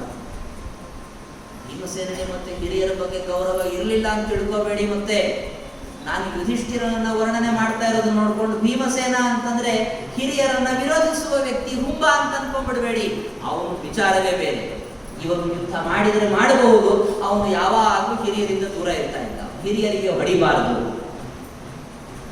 ಒಂದು ಸಂದರ್ಭ ಬಂತು, ದ್ರೋಣಾಚಾರ್ಯರು ಭೀಷ್ಮಾಚಾರ್ಯರು ಇಬ್ಬರ ಜೊತೆಗೆ ಯುದ್ಧ ಮಾಡುವ ಸಂದರ್ಭ. ದ್ರೋಣಾಚಾರ್ಯರು ಭೀಮನಿಗೆ ಹೇಳಿದರು, ಅವನು ಅದು ಅರ್ಜುನ ನನ್ನ ಶಿಷ್ಯ, ಆಮೇಲೆ ನಾನು ಬಹಳ ಪ್ರೀತಿ ಇದೆ, ಅದಕ್ಕೇನು ಬಿಟ್ಟೆ, ನೀನು ಉಪಯೋಗ ಇಲ್ಲ, ನಾನು ನಿಮ್ಗೆ ಬಿಡಲ್ಲ ಅಂದ್ರು. ಭೀಮಸೇನಿಗೆ ಕೋಪ ಬಂತು. ಅವಾಗ ಹೇಳ್ದ, ಇಷ್ಟು ದಿವಸದವರೆಗೆ ನಮ್ಮ ಅಪ್ಪನಿಗೇನು ಗೌರವ ಕೊಡ್ತಾ ಇದ್ದೆ, ಆ ಗೌರವ ನಿಮಗೆ ಕೊಡ್ತಾ ಇದ್ದೆ, ಈಗ ನಮ್ಮ ಶಿಷ್ಯನೇ ಅಲ್ಲ, ಇನ್ನೊಮ್ಮೆ ನಾನೇ ನೀನು ಗೌರವ ಕೊಡ್ಲಿ, ತೋರಿಸ್ತಿಂತಾಳು ಅಂತ ತಮ್ಮ ಮಹತ್ವ ತೋರಿಸ್ತಿರೋದು. ರಥವನ್ನೇ ಎತ್ತಿ ಮೇಲೆ ಬಿಸಾಕ್ಬಿಟ್ಟು ಪಕ್ಕಕ್ಕೆ ಹಾರಿಕೊಂಡ್ರು ಅಂತ ದ್ರೋಣಾಚಾರ್ಯ ಉಳಿದ್ರು, ಇಲ್ಲೇ ಕೆಳಗೆ ಕುಳಿತೇ ಆಗ್ತಾರೆ. ಅದು ಇಷ್ಟೇ ತೋರಿಸಿದ ಭೀಮಸೇನ ಅವರ ಕೂತಿಗೆ ಹಿಡಿದಿಲ್ಲ. ನೋಡಿ, ಯುಧಿಷ್ಠಿರ, ಭೀಮಸೇನ, ಅರ್ಜುನ, ಇವರು ಎಲ್ಲ 3 ಜನ ಪಾಂಡವರ ಹೆಸರು ಹೇಳಿದ್ದೇನೆ, ನಕುಲ ಸಹದೇವರನ್ನೂ ಸೇರಿಸಿಕೊಳ್ಳಿ. ವೃದ್ಧರಿಗೆ ಅನುವರ್ತಿಸಿಕೊಂಡು ನಡೆದುಕೊಳ್ಳೋದು ಅಂತನ್ನುವುದರ ಒಂದು ಮೂರ್ತಿಮಂತವಾದ ರೂಪ ಅಂದ್ರೆ ಪಂಚಪಾಂಡವ. ಅರ್ಜುನ ಯುದ್ಧ ಮಾಡಲಿಕ್ಕೆ ಅಂತ ಹೊರಟ ಅಂತಂದ್ರೆ ಅವರು ಅರ್ಜುನ ಇವನು ಅಂತ ಒಂದು ಗುರುತಿಸುವ ಸಂದರ್ಭ. ಯುದ್ಧಕ್ಕೆ ಅಂತ ಶಿಖಂಡಿಯ ರೂಪದಲ್ಲಿ ಅರ್ಜುನ ಬಂದಿದ್ದಾನೆ. ಅವನು ಬಾಣ ಬಿಟ್ಟ, ಒಂದು ಬಾಣ ಬಂತು, ನೆಲಕ್ಕೆ ಕಚ್ಚಿತು. ಇನ್ನೆರಡು ಬಾಣಗಳು ಕಿವಿಯ ಪಕ್ಕದಲ್ಲಿ ಗುರ್ರಂತ ತಿರುಗಿ ಹಿಂದೆ ಹೋತು. ಆವಾಗ ದ್ರೋಣ, ಭೀಷ್ಮ ಇಬ್ರು ಮಾತಾಡಿಕೊಂಡ್ರು, ಇವನು ಬಂದವನ ಅರ್ಜುನನೇ. ಯಾಕೆ ಈ ತರಹ ಬಾಣ ಬಿಟ್ಟು ಅರ್ಜುನ ನಮಗೆ ಪಾದಗಳಿಗೆ ನಮಸ್ಕಾರ ಮಾಡಿ ಬಾಯಿಯಿಂದ ನಮಸ್ಕಾರ ಹೇಳುವುದನ್ನು ಕಿವಿ ಪಕ್ಕದಲ್ಲಿ ಬಾಣ ಬಿಟ್ಟು ತೋರಿಸಿದ. ಅದು ನಮಸ್ಕಾರವನ್ನು ಮಾಡುವ ರೀತಿ. ದೂರ ಇದ್ದಾಗ ಬಂದು ನಮಸ್ಕಾರ ಮಾಡ್ಲಿಕ್ಕಾಗುತ್ತೆ, ಇದೊಂದು ರೀತಿಯ ನಮಸ್ಕಾರವನ್ನು ಮಾಡುವಂತಹ ರೀತಿ. ನೋಡಿ, ಇದೆಲ್ಲ ಏನು ಅಂದ್ರೆ ಪಾಂಡವರಲ್ಲಿ ಇರುವಂತಹ ದೊಡ್ಡವರಿಗೆ ಗೌರವವನ್ನು ಕೊಡುವಂತಹ ರೀತಿ. ಯುಧಿಷ್ಠಿರ ಇದೇ ಒಂದು ಕಾರಣಕ್ಕೆ ಏನು ಅಂತಂದ್ರೆ ಧೃತರಾಷ್ಟ್ರನ ಮಾತಿಗೆ ಬೆಲೆ ಕೊಟ್ಟು ವಾರಣಾವತಕ್ಕೆ ಹೋಗ್ಲಿಕ್ಕೆ ಒಪ್ಪಿದ್ರು. ಅವಾಗ ಹೇಳಿದ ಮಾತಿಗ ಭೀಮಸೇನಿಗೆ ಅವನು ಅದೇ ಹೇಳಿ, ನಾವು ಒಂದು ಪಕ್ಷ ಹೋಗ್ಲಿಲ್ಲ, ಹಠದಿಂದ ನಿಂತ್ಕೊಂಡ್ವಿ ಅಂದ್ರೆ ನಾನು ನೋಡಪ್ಪ ಯುವರಾಜ ಆಗ್ತೀನಿ, ನಿನ್ನನ್ನು ಯಾರು ಕೇಳಲ್ಲ ಅಂದ ಅವನು. ಯುಧಿಷ್ಠಿರ ಭೀಮಸೇನ, ನೀನು ಹೀಗೂ ಮಾತಾಡ್ತಿ ಹಾಗೂ ಮಾತಾಡ್ತಿ, ನನ್ನನ್ನು ಕೇಳ್ತಾರೆ ಜನ, ಯಾಕೆ ಯುವರಾಜ ಇವನು, ಯುವರಾಜನಾಗಿ ಹಿರಿಯರ ಮಾತಿಗೆ ಬೆಲೆ ಕೊಡಲ್ಲ ಇವನು ಅಂತ. ವೃದ್ಧರಿಗೆ ವಿರೋಧಿಸಿದಂತಹ ನಮ್ಮ ಕೀರ್ತಿಗೆ ನಾಶವಾಗತ್ತೆ, ಅದಾಗಬಾರದು ಅಂತಂದ್ರೆ ನಾವು ಇಲ್ಲಿ ಊರಿಂದ ಹೊರಡಬೇಕು, ನಡಿ ಹೋಗೋಣ. ಯುಧಿಷ್ಠಿರನಿಗೂ ವಿದುರನಿಗೂ ಬಹಳ ಅನ್ಯೋನ್ಯತೆ ಇತ್ತು. ಇಬ್ಬರು ಒಂದೇ ದೇವತೆಯ ಅಂಶ ನೋಡಿ. ಅವನು ಯಮಧರ್ಮನ ಅವತಾರ, ಇವನು ಯಮಧರ್ಮನ ಅವತಾರ. ಇಷ್ಟೇ ಏನು ಅಂದ್ರೆ ವಿದುರ ಅಂತನೂ ಶಾಪದಿಂದ ಶೂದ್ರನಾಗಿ ಹುಟ್ಟಿದ್ದು, ಇವನ ಆ ಥರ ಅಲ್ಲ ಅಂತನೋ ಇದೇ ಒಂದು ವ್ಯತ್ಯಾಸ ಬಿಟ್ಟರೆ ಇಬ್ಬರು ಒಂದೇ ದೇವತೆಯ ಅಂಶ. ಮೊದಲಿಂದಲೂ ಯುಧಿಷ್ಠಿರನಿಗೆ ವಿದುರನಿಗೆ ತುಂಬಾ ಏಕಾಂತದ ಅನೇಕ ಸಂವಾದಗಳು ನಡೀತಾ ಇತ್ತು. ಮತ್ತೊಂದು ಯುಧಿಷ್ಠಿರನಲ್ಲಿ ಇದ್ದ ಗುಣ ಅಂದ್ರೆ ನೋಡಿ, ಹಿರಿಯರ ಜೊತೆಗೆ ಒಳ್ಳೆಯ ಸಂಬಂಧವನ್ನ ಇಟ್ಟುಕೊಂಡಂತಹ ವ್ಯಕ್ತಿಗಳಿಗೆ ಕೆಲವು ಗುಣಗಳು ಬೆಳೀತಾರೆ ಅಂತ ಒಬ್ಬ ಜ್ಞಾನಿಗಳು ಹೇಳ್ತಾರೆ. ಏನು, ವಿದ್ಯೆ ಬಹಳ ಚೆನ್ನಾಗಿ ಬರುತ್ತೆ, ಅಭಿವಾದನ ಶೀಲಸ್ಯ ನಿತ್ಯಂ ವೃಥೋಪಸೇವಿನಃ, ದೊಡ್ಡವರಿಗೆ ಪುನಃ ಪುನಃ ನಮಸ್ಕಾರವನ್ನು ಮಾಡುವುದು, ಮತ್ತೆ ವೃದ್ಧರ ಜೊತೆಗೆ ಕಾಲವನ್ನು ಕಳೆಯುವುದರಿಂದ 4 ಗುಣಗಳು ಬರ್ತವೆ. ಚತ್ವಾರಿ ತಸ್ಯ ವರ್ಧಂತೆ, ಆಯು ಪ್ರಜ್ಞಾ ಯಶೋ ಬಲಂ, ಆಯುಷ್ಯವೂ ಹೆಚ್ಚಾಗತ್ತೆ, ಜ್ಞಾನವೂ ಜಾಸ್ತಿ ಆಗತ್ತೆ, ಕೀರ್ತಿಯೂ ಬರುತ್ತೆ. ಈಗ ನೋಡಿ, ಎಲ್ಲ ಗುಣಗಳು ಬೆಳೆಯುವುದು ವೃದ್ಧರ ಜೊತೆಗಿರುವುದು. ನೋಡಿ ಯುಧಿಷ್ಠಿರ ಹೇಗೆ ಬೆಳೆಸಿಕೊಂಡ ತನ್ನ ಗುಣಗಳನ್ನ. ಇಂತಹ ಭೀಷ್ಮರು, ವಿದುರ, ದ್ರೋಣ, ಕೃಪ ಮೊದಲಾದ ಹಿರಿಯರ ಜೊತೆಗೆ ಬೆಳೆದು ಬೆಳೆದು ಬೆಳೆದು ಬಹಳ ತರಹದ ವಿದ್ಯೆಗಳು, ನಾನಾ ತರಹದ ವಿದ್ಯೆಗಳು ಬಂದುಬಿಟ್ಟಿದ್ವು ಅವನಿಗೆ. ಎಲ್ಲಿ ತನಕ ಗೊತ್ತಾ, ಮ್ಲೇಚ್ಛ ಭಾಷೆಯೂ ಬರ್ತಾ ಇತ್ತವನಿಗೆ. ಯುಧಿಷ್ಠಿರನಿಗೆ ಮ್ಲೇಚ್ಛ ಭಾಷೆಯೂ ಬರ್ತಾ ಇತ್ತು. ಯಾರಿಗೆ ಕಲ್ತ್ಕೊಂಡಿರ್ತಾರೆ? ಮಾತಾಡುವ ಒಂದು ಮಾತೃಭಾಷೆ ಕಲ್ತ್ಕೊಂಡ್ರೆ ಸಾಕಾಗಿರ್ತದೆ. ಅವನಿಗೆ ಎಂದೂ ಮಾತನಾಡದ ಮ್ಲೇಚ್ಛ ಭಾಷೆ ಬರ್ತಾ ಇತ್ತು. ಅನೇಕ ಕಡೆಗೆ ಶ್ರುತಿಯಲ್ಲಿ ಹೇಳ್ತಾರೆ, ನಮ್ಲೇಂಛಿತವೈ ನಾಪಭ್ರಂಶಿತವೈ ಅಂತ. ಮ್ಲೇಚ್ಛ ಭಾಷೆಯಲ್ಲಿ ಮಾತನಾಡಬಾರದು, ಅಪಭ್ರಂಶ ಭಾಷೆಯಲ್ಲಿ ಮಾತಾಡಬಾರದು ಅಂತ ಶಾಸ್ತ್ರ ನಿಷೇಧವನ್ನು ಮಾಡುತ್ತೆ. ಇಷ್ಟು ನಿಷೇಧವನ್ನು ಮಾಡಿದ್ಮೇಲೆ ಕಲ್ತ್ಕೊಳ್ಬೇಕು ಯಾಕೆ ಅಂತ ಬಿಟ್ಟುಬಿಟ್ಟಿರ್ತಾರೆ ಕೆಲವರು. ಇವರು ಅದನ್ನು ಕಲ್ತ್ಕೊಂಡಿದ್ದಾರೆ. ನೋಡಿ, ಉಪಯೋಗಿಸಿಕೊಂಡ ಅದನ್ನು ವಿದುರನಿಗೆ ಬರ್ತಾ ಇತ್ತು ಮ್ಲೇಚ್ಛ ಭಾಷೆ. ಅವನ ಆ ತರಹದ ಅಂತ್ಯಜ ಭಾಷೆಯಿಂದ ವಿದುರ ಯುಧಿಷ್ಠಿರನಿಗೆ ವಾರಣಾವತಕ್ಕೆ ಹೋಗುವ ಸಂದರ್ಭದಲ್ಲಿ ಕೆಲವು ಬೋಧನೆಗಳನ್ನು ಮಾಡಿ, ಬೆಂಕಿ ಬಂದಾಗ ಬಿಲದಲ್ಲಿ ಇರುವಂತಹ ಪ್ರಾಣಿಗಳು ಸುಖವಾಗಿರ್ತಾವೆ, ಆರಾಮಾಗಿರ್ತಾವೆ ಹೀಗೆಲ್ಲ ಹೇಳಿಕೊಟ್ಟ. ಅಂತ್ಯ ಭಾಷೆಯಲ್ಲೂ ಕೂಡ ಹೇಳಬೇಕಾದ್ರೂ ಕೂಡ ಅದನ್ನು ಗೋಪ್ಯವಾಗಿ ಒಂದು 8-10 ನಿಮಿಷ ಹೇಳಿದ. ಎಲ್ಲ ಜನ ಆ ಕಡೆ ಹೋದ ಮೇಲೆ ಹೇಳಿದ್ದು, ಸರಳ ಭಾಷೆ ಹೇಳಬಾರ್ದೆ ಅವನು, ಹೀಗೆ ಹೇಳ್ದ. ಆಮೇಲೆ ಕುಂತಿ ಕೇಳಿದ್ದು ಮಗನನ್ನ, ಏನಪ್ಪ ವಿದುರ ನಿನಗೇನು ಹೇಳ್ದ, ಅದು ನಾವು ಕೇಳಬಹುದು ಅಂತಿದ್ರೆ ಹೇಳು. ಏನಿಲ್ಲ, ವಿಷದಿಂದ ಅಗ್ನಿಯಿಂದ ಯಾವಾಗಲೂ ಎಚ್ಚೆತ್ತುಕೊಂಡಿರಿ ಅಂತ ಹೇಳಿದ್ದು ವಿದುರ. ಇದು ಒಂದಂಶ. ಇನ್ನೊಂದು, ನಿಮಗೆ ಸೂರ್ಯ ಇದ್ದ ಕಾಲಕ್ಕೆ ಪ್ರಯಾಣ ಮಾಡುವ ಅವಕಾಶ ಬರುತ್ತೆ ಅಂತಲ್ಲ. ಯಾಕೆ? ಸೂರ್ಯಾಸ್ತವಾದ ಮೇಲೆ ರಾತ್ರಿ ಕಾಲದಲ್ಲೂ ಪ್ರಯಾಣ ಮಾಡುವಂತಹ ಸಂದರ್ಭ ಬರುತ್ತೆ. ಅದು ಕೂಡ ಶುಕ್ಲ ಪಕ್ಷದಲ್ಲೇ ಪ್ರಯಾಣ ಮಾಡುವ ಅವಕಾಶ ಬರುತ್ತೆ ಅಂತಲ್ಲ, ಕೃಷ್ಣ ಪಕ್ಷದಲ್ಲಿ ಚಂದ್ರ ಇಲ್ಲದೇ ಇರುವ ಕಾಲಕ್ಕೂ ಪ್ರಯಾಣ ಮಾಡುವ ಸಾಧ್ಯತೆ ಬರುತ್ತದೆ. ಅದಕ್ಕೆ ನಕ್ಷತ್ರಗಳ ಒಂದು ಮಾರ್ಗದಿಂದಲೂ ಕೂಡ ದಿಕ್ಕುಗಳನ್ನು ತಿಳಿದುಕೊಳ್ಳಿಕ್ಕೆ ಬರುತ್ತೆ. ಅದನ್ನು ನೀನು ಗಮನದಲ್ಲಿಟ್ಕೋ ಅಂತ ಹೇಳಿದ. ಇಷ್ಟನ್ನ ಅವನು ಹೇಳಿದ್ದನ್ನೇ ಆಧಾರವನ್ನಾಗಿ ಇಟ್ಕೊಂಡು ಬರೀ ಇಷ್ಟೇ ಹೇಳಿದ್ದು. ಬೆಂಕಿ ಮತ್ತು ವಿಷ ಇವುಗಳಿಂದ ಹುಷಾರಾಗಿರು, ನಕ್ಷತ್ರಗಳಿಂದಲೂ ದಿಕ್ಕನ್ನು ತಿಳಿದುಕೋ. ಇಷ್ಟು ಹೇಳಿದ್ದನ್ನೇ ಆಧಾರವನ್ನಾಗಿ ಇಟ್ಟುಕೊಂಡು ಈ ಜತುಗೃಹದಿಂದ, ಲಾಕ್ಷಾಗೃಹದಿಂದ ಪಾರಾದವರು ಯುಧಿಷ್ಠಿರ. ಲಾಕ್ಷಾಗೃಹದ ಒಳಗೋದ್ರೆ ನೋಡ್ಲಿಕ್ಕೆ ಎಲ್ಲ ಕಡೆಗೆ ಬಂಗಾರ, ರತ್ನಮಯವಾದಂತಹ ಗೋಡೆಗಳು ಬಹಳ ಚೆನ್ನಾಗಿತ್ತು. ಗೋಡೆಗಳನ್ನು ಗುರುತಿಸ್ಕೊಳ್ಬೇಕಾಗತ್ತಪ್ಪ ಅಂತ ಹೇಳಿದ್ದ ಅವನು ವಿದುರ. ಗೋಡೆಯನ್ನು ಗುರುತಿಸಿಕೊಂಡ. ಗೋಡೆಗಳ ಜೊತೆಗೆ ಏನು ಪರಿಚಯ ಮಾಡ್ಕೊಳಕ್ಕಾಗತ್ತೆ? ಗೋಡೆ ಮೊದಲು ನಾನು ಯುಧಿಷ್ಠಿರ, ನಿಮ್ಮ ಹೆಸರೇನು ಅಂತ ಕೇಳಕ್ಕಾಗತ್ತೆ? ಗೋಡೆಯ ಜೊತೆಗೆ ಪರಿಚಯ ಮಾಡಿಕೊಳ್ಳೋದು ಅಂದ್ರೆ ಗೋಡೆ ಹೇಗೆ ನಿರ್ಮಾಣ ಮಾಡಿದ್ದಾರೆ ಅಂತ ತಿಳಿದುಕೊಳ್ಳೋದು. ಗೋಡೆಗೆ ಬೆಂಕಿ ಹಚ್ಚಿದ್ರೆ ಊರಿಬಹುದು ನೋಡಿ, ಅಲ್ಲಿ ಬರುವಂತಹ ವಾಸನೆಯಿಂದಲೇ ತಿಳಿದುಕೊಂಡ ಇದು ಗೋಡೆ ಎಲ್ಲ ಲಾಕ್ಷೆಯಿಂದ ನಿರ್ಮಿತವಾದ, ಅರಗಿನಿಂದ ನಿರ್ಮಿತವಾದದ್ದಿದೆ. ಬೆಂಕಿ ಹತ್ತಿದ್ರೆ ನಾವೆಲ್ಲ ಉಳಿದು ಸತ್ತೋಗ್ತೀವಿ. ಆವಾಗ ಅವನು ಭೀಮಸೇನನನ್ನು ಕರೆದು ಹೇಳಿದ, ನಾವುಗಳು ಸುಖವಾಗಿ ನಿದ್ರಿಸುವ ಜಾಗ ಇದಲ್ಲ. ನಾವೇನ್ ಮಾಡಬೇಕು?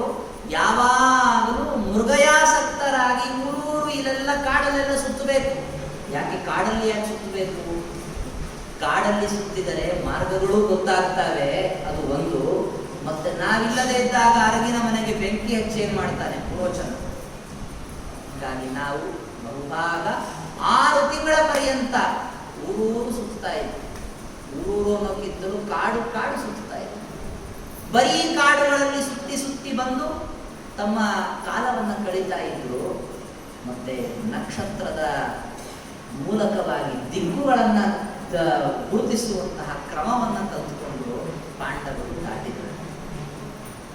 ಮತ್ತೆ ತನ್ನ ತಮ್ಮಂದಿರ ಬಗ್ಗೆ ಇದ್ದಂತಹ ಒಂದು ವಿಶೇಷವಾದ ಪ್ರೀತಿ, ಇವನು ಹಾಗೆ ಅವರುಗಳ ಬಗ್ಗೆ ಪ್ರೀತಿ ಮಾಡ್ತಾ ಇದ್ದ, ಅವರು ಇವನ ಬಗ್ಗೆ ಹಾಗೆ ಪ್ರೀತಿ ಮಾಡ್ತಾ ಇದ್ದ. ನೋಡಿ, ಯಾವಾಗಲೂ ಈ ಪ್ರೀತಿ, ಗೌರವ ಮೊದಲಾದಂತಹ ಕೆಲವ ಏನು ಲೋಕದ ಸಂಬಂಧವನ್ನ ದೃಢಪಡಿಸುವಂತಹ ಗುಣಗಳಿವೆ. ಇದು ಒಬ್ಬರಿಂದ ಸಿಗುವಂಥದ್ದಲ್ಲ. ಇದು ಪ್ರೀತಿ ಮೊದಲಾದಂಥವುಗಳನ್ನ ಕೊಟ್ಟು ತಗೊಳ್ಬೇಕಾದಂಥದ್ದು. ನಾನು ಕೊಡೋದಿಲ್ಲ ನೀನು ಕೊಡು ಅಂದ್ರೆ ಆಗೋದಿಲ್ಲ. ನೀನು ಕೊಟ್ಟ ಮೇಲೆ ನಾನು ಕೊಡೋದಿಲ್ಲ ಅಂದ್ರೆ ಸಂಬಂಧ ದೃಢವಾಗಿ ನಿಲ್ಲುವುದಿಲ್ಲ. ನಾನು ಕೊಟ್ಟು ನೀನು ಕೊಡಬೇಕಾದಂತಹದ್ದು ಅಂದ್ರೆ ಪ್ರೀತಿ, ವಿಶ್ವಾಸ ಮೊದಲಾದದ್ದು. ನೋಡಿ, ಯುಧಿಷ್ಠಿರ ಇಷ್ಟೆಲ್ಲ ಹಾಗೆ ಮಾಡಬೇಡ, ಹೀಗೆ ಮಾಡು ಅಂತ ಗಟ್ಟಿಯಾಗಿ ಬೈತಾ ಇದ್ದ. ಆದರೆ ಭೀಮಸೇನಿಗೆ ಬೈತಾ ಇದ್ದ, ಆದರೆ ಪ್ರೀತಿಯನ್ನೆಷ್ಟು ಮಾಡ್ತಾ ಇದ್ದ. ಮದುವೆಯಾಗುವ ಸಂದರ್ಭ ಅಂದ್ರೆ ನೋಡಿ, ಕಾಡಲ್ಲಿ ಇದ್ದಾಗ ಹಿಡಿಂಬನನ್ನ ಸಂಹಾರ ಮಾಡಿದ ಭೀಮಸೇನ. ಹಿಡಿಂಬ ವಿವಾಹದ ಪ್ರಸಂಗ ಬಂದಾಗ ಹಿರಿಯನಾದಂತಹ ಯುಧಿಷ್ಠಿರನಿಗೆ ಹಾಗೂ ಕುಂತಿಗೆ ನಮಸ್ಕಾರ ಮಾಡಿ ಅವಳು ಹಿಡಿಂಬ ಕೇಳಿಕೊಂಡು, ನಿಮ್ಮ ತಮ್ಮನನ್ನು ನಾನು ವಿವಾಹ ಮಾಡಿಕೊಳ್ತೀನಿ ಅಂತ. ಆಗಲಿ ಅಂತ ಮನಪೂರ್ವಕವಾಗಿ ಒಪ್ಪಿಕೊಂಡು ಎಲ್ಲ ಮಾತು ಕೇಳ್ತಾ ಇದ್ದ ಭೀಮಸೇನ. ಈ ಮಾತು ಕೇಳಿದಂತೆ, ನೀನ್ ಹೇಳಿದ್ರೆ ನಾನು ಮದುವೆ ಮಾಡ್ಕೊಳ್ಳಲ್ಲ ಅನ್ನ. ನೋಡಿ, ಮದುವೆ ಮಾಡಿಕೊಳ್ಳುವಾಗ ಅಣ್ಣನ ಮದುವೆಯಾಗುವಕ್ಕಿಂತ ಮುಂಚೆ ತಮ್ಮ ಮದುವೆ ಮಾಡಿಕೊಂಡ ಅಂತಾಗ್ಬಿಟ್ರೆ ಅವನನ್ನ ಯಾವ ಒಳ್ಳೆಯ ಕರ್ಮಗಳಲ್ಲಿ ಅವನನ್ನ ಭಾಗವಹಿಸೋದಕ್ಕೆ ಧರ್ಮಶಾಸ್ತ್ರ ಅನುಮತಿಸೋದು. ಆದ್ರೇನು, ಅಣ್ಣ ಅನುಮತಿ ಕೊಟ್ಟು ಮದುವೆ ಮಾಡಿದರೆ ಪರವಾಗಿಲ್ಲ, ತಮ್ಮನ ಮದುವೆ ಮೊದಲಾದ್ರೂ ಚಿಂತೆ. ಯುಧಿಷ್ಠಿರ ಅಂದ್ರೆ ನಾನು ಅನುಮತಿ ಕೊಡ್ತಾ ಇದ್ದೀನಿಲ್ಲ ಮಾಡ್ಕೋ. ಹಾಗೆಲ್ಲ ಅನುಮತಿ ಕೊಟ್ಟು ಮದುವೆ ಮಾಡೋದಿದ್ರೆ ಇಷ್ಟೊತ್ತಿಗೆ ಮದುವೆ ಮಾಡಿಬಿಡ್ಬೋದಾಗಿತ್ತಲ್ಲ, ನನಗೆ ಇನ್ನೂ ತನಕ ಯಾಕೆ ಮಾಡಿಲ್ಲ ಅಂತ ಹೇಳಿ. ಅದೇ ಸಿಕ್ಕಿಲ್ಲ ಅಂದ್ರೆ ಏನಾಯ್ತು, ನಿನ್ನ ಮದುವೆಗಿಂತ ಮುಂಚೆ ನನ್ನ ಮದುವೆ ಮಾಡಬೇಕು ಅಂತ ನೀನೇನು ಯೋಚನೆ ಮಾಡಿಲ್ಲ. ಈಗ ಅವಳು ಕೇಳಕ್ ಬಂದಿದ್ದಾಳೆ, ನೀವು ಹೋಗ್ತಾ ಇದೀಯ ಅಷ್ಟೇ, ನಾನು ಮಾಡ್ಕೊಳಲ್ಲ, ಇಂಥವೆಲ್ಲ ನಿನ್ ಮಾತು ಕೇಳಲ್ಲ. ಆಗ ಹಿಡಿಂಬ ಹೇಳಿದ್ದು ಬಿಡಿ, ಯುಧಿಷ್ಠಿರ ಹೇಳಿದಾಗ ಕೇಳದೆ ಇದ್ರು ಕೂಡ ಚಿಂತೆ ಇಲ್ಲ, ವೇದವ್ಯಾಸ ದೇವರು ಬಂದು ಹೇಳಿದ್ರೆ ಕೇಳ್ತೀರಿ ನೀವು. ಇವರು ಬರ್ತಾರೆ ವೇದವ್ಯಾಸ ದೇವರು, ಅವ್ರು ಹೇಳಿದ್ಮೇಲೆ ಮದುವೆ ಮಾಡ್ಕೊಳ್ತೀರಿ. ನೋಡಿ ಎಂತಹ ಔದಾರ್ಯದ ವಿಚಾರ ಅವನು. ನೋಡಮ್ಮ, ಭೀಮಸೇನನ ಅವಶ್ಯಕತೆ ನಮಗೆ ಬಹಳ ಇದೆ ಅಂತ ಯುಧಿಷ್ಠಿರ. ಒಂದೇನು, ಯುಧಿಷ್ಠಿರನನ್ನ ಬೆಳಗ್ಗೆ ಒಂದರ ಆನ್ನಿಕೆ ಎಲ್ಲ ಮುಗಿದ ಕರ್ಕೊಂಡು ಹೋಗೋಣ, ಆದರೆ ರಾತ್ರಿ ಎಷ್ಟೊತ್ತಿಗೆ ವಾಪಸ್ ಮತ್ತೆ ತಂದಿರಬೇಕು. ಆಮೇಲೆ ರಾತ್ರಿ ಎಲ್ಲ ನಮ್ಮನ್ನ ಕಾಯ್ಬೇಕು. ನೀ ಎಲ್ಲಿ ಬೇಕಾದ್ರೆ ಕರ್ಕೊಂಡು ಹೋಗೋಣ, ಸಂಜೆ ಸೂರ್ಯಾಸ್ತವಾಗುವಷ್ಟೊತ್ತಿಗೆ ಇಲ್ಲಿ ತಂದು ಬಿಟ್ಬಿಡ್ಬೇಕು. ಯುಧಿಷ್ಠಿರನ ಆ ಒಪ್ಪಂದಕ್ಕೆ ಅವಳು ಸ್ಪಂದಿಸಿ ಹಿಡಿಂಬ ಘಟೋತ್ಕಚ ಹುಟ್ಟಿದ ಮೇಲೆ ಬಿಟ್ಟು ಹೋಗ್ಬಿಟ್ಟು ಭೀಮಸೇನನನ್ನು ಇಲ್ಲಿ ಬಿಟ್ಟು ತಾನು ತನ್ನ ಸ್ಥಾನಕ್ಕೆ ಬರಬಹುದು.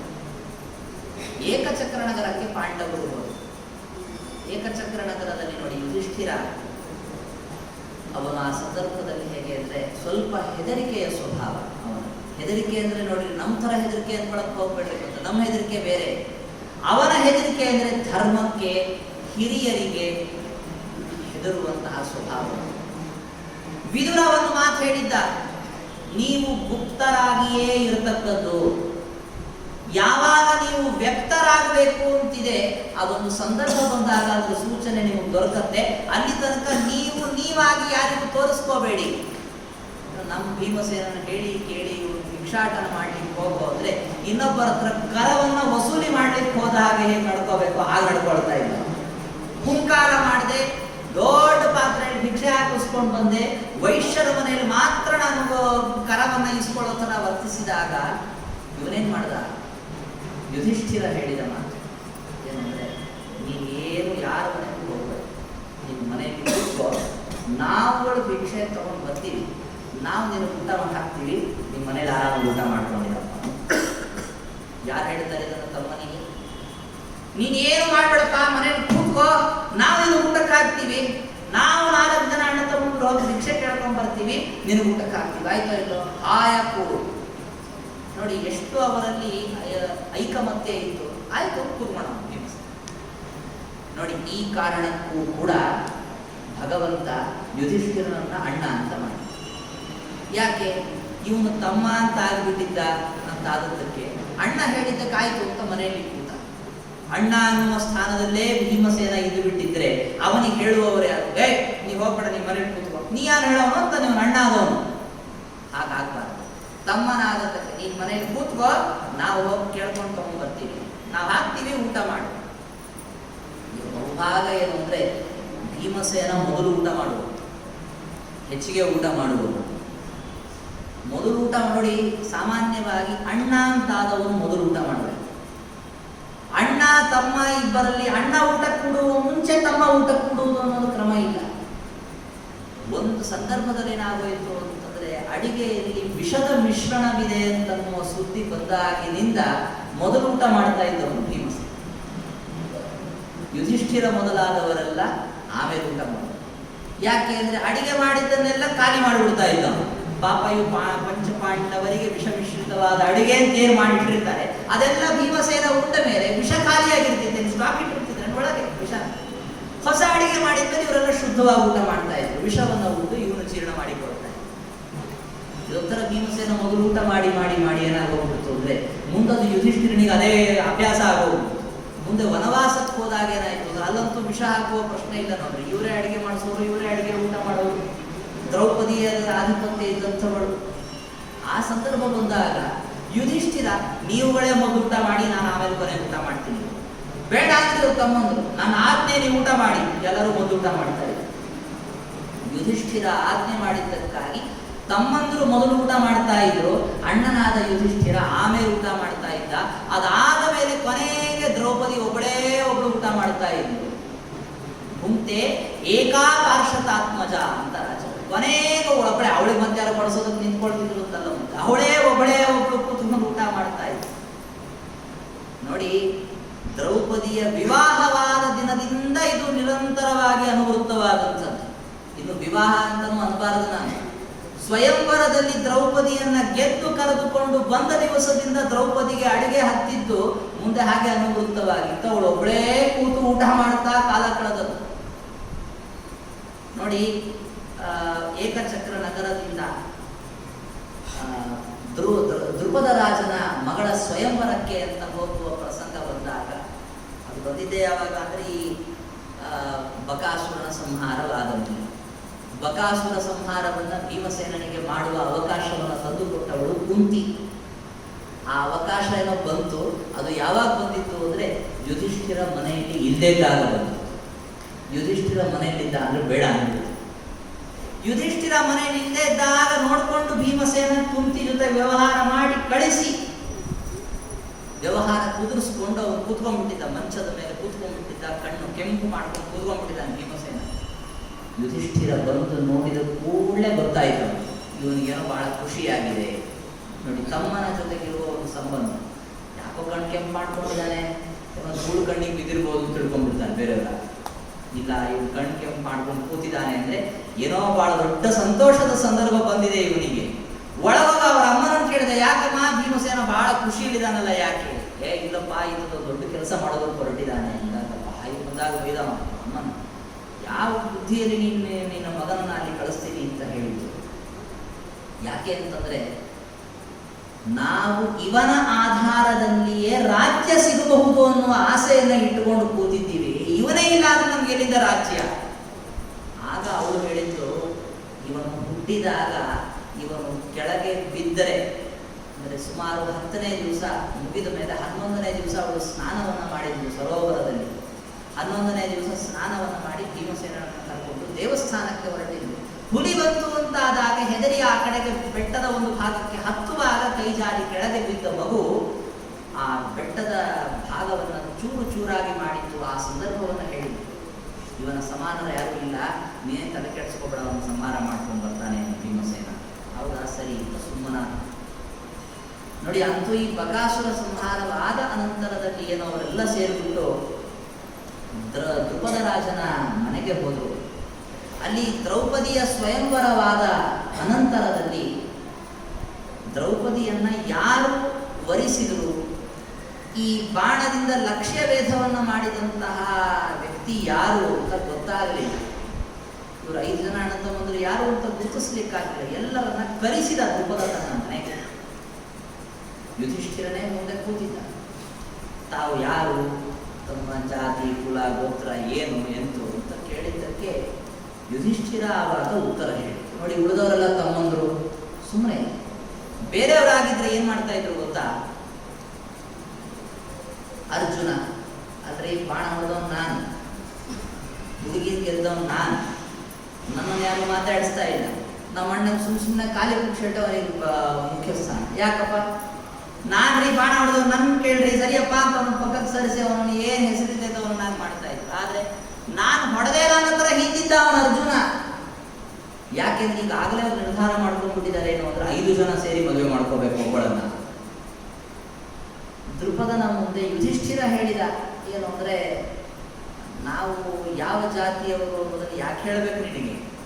ಯಾಕಂದ್ರೆ ಇಂಥ ಜಾತಿಯವರೇ ಇಲ್ಲಿ ಭಾಗವಹಿಸಬೇಕು ಅಂತ ನೀನೇನಾದ್ರೂ ಮೊದಲು ಹೇಳಿದ್ದೇನು? ನೀನು ನಿಯಮ ಮಾಡಿಲ್ಲ, ಅದರ ಪ್ರಕಾರ ನಮ್ಮ ತಮ್ಮ ಬಾಣ ಹೊಡೆದಿದ್ದಾನೆ, ಗೆದ್ದಿದ್ದಾನೆ. ಕೊನೆಗೆ ಬಾಳ ಒತ್ತಾಯ ಮಾಡಿದ ಮೇಲೆ ಕುಂತಿ ಮತ್ತು ಯುಧಿಷ್ಠಿರ ಸೇರಿ ನಾವು ಯಾರು ಅನ್ನೋದನ್ನ ಹೇಳಿದ್ರು. ಕೊನೆಗೆ ಬಹಳ ಸಂತೋಷ ಆಯ್ತು ದ್ರುಪದನಿಗೆ. ಅವನು ಹೇಳಿದ, ನೀವು 5 ಜನರಲ್ಲಿ ಯಾರೇ ಮದುವೆ ಮಾಡಿಕೊಂಡ್ರು ನನಗೆ ಅಡ್ಡಿ ಇಲ್ಲ, ಅದೇ ಸಂತೋಷ, ಅದಕ್ಕೇನೆ 5 ಜನ ಮದುವೆ ಮಾಡ್ಕೊಳ್ತಾ ಇದ್ದೀವಿ ಎಂದ. ಸಾಧ್ಯ ಇಲ್ಲ, ಇದಕ್ಕೇನು ಪ್ರಮಾಣ? ಆವಾಗ ಯುಧಿಷ್ಠಿರ ಹೇಳಿದ್ದು, ಇದಕ್ಕೇನು ಪ್ರಮಾಣ ಅಂತ ನೀನು ಈಗ ಕೇಳಿದರೆ ನನಗೆ ಪ್ರಮಾಣ ಏನೂ ತೋರ್ತಾ ಇಲ್ಲ. ಆದರೆ ಮುಖ್ಯವಾಗಿ ಪ್ರಾರಂಭದಲ್ಲಿ ಇದಕ್ಕೆ ಪ್ರಮಾಣ ಹೇಳಬೇಕು ಅಂತಂದ್ರೆ, ಧರ್ಮಾಚಲ ಮಮ ಮತಿರ್ಹಿ ತದೇವ ಮಾನಂ. ನನ್ನ ಮನಸ್ಸು ಇದು ಧರ್ಮದಲ್ಲಿ ದೃಢವಾಗಿ ಇದ್ದಂಥದ್ದು, ಎಂದು ಅಧರ್ಮದಲ್ಲಿ ನನ್ನ ಮನಸ್ಸೇ ಹೋಗಿಲ್ಲ ಎಂದು ಕೂಡ. ನಾನೆಂತೂ ಸುಳ್ಳು ಹೇಳಿಲ್ಲ. ನೋಡಿ, ಕುಂತಿಯೂ ಹಾಗೆ ಇದ್ದವಳು. ಕುಂತಿ ಹೇಳಿದಳು 5 ಜನರು ಕೂಡ ಸೇರಿ ಹಂಚಿಕೊಳ್ಳಿ ಎಂದು.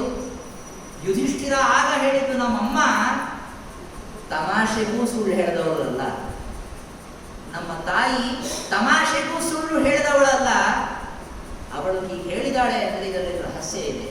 ನನಗೂ ಮನಸ್ಸಿಗೆ ಒಪ್ಪಿಗೆ ಬರ್ತಾ ಇದೆ ಅಂದರೆ ಬಹುಶಃ ದೈವ ಸಂಕಲ್ಪ ಹೀಗೆ ಇದೆ. ಇದಕ್ಕಿಂತ ಹೆಚ್ಚು ನೀನು ಪ್ರಮಾಣ ತೋರಿಸು ಅಂದ್ರೆ, ಪ್ರಮಾಣ ನನಗೆ ಗೊತ್ತಿಲ್ಲ ಅಂದ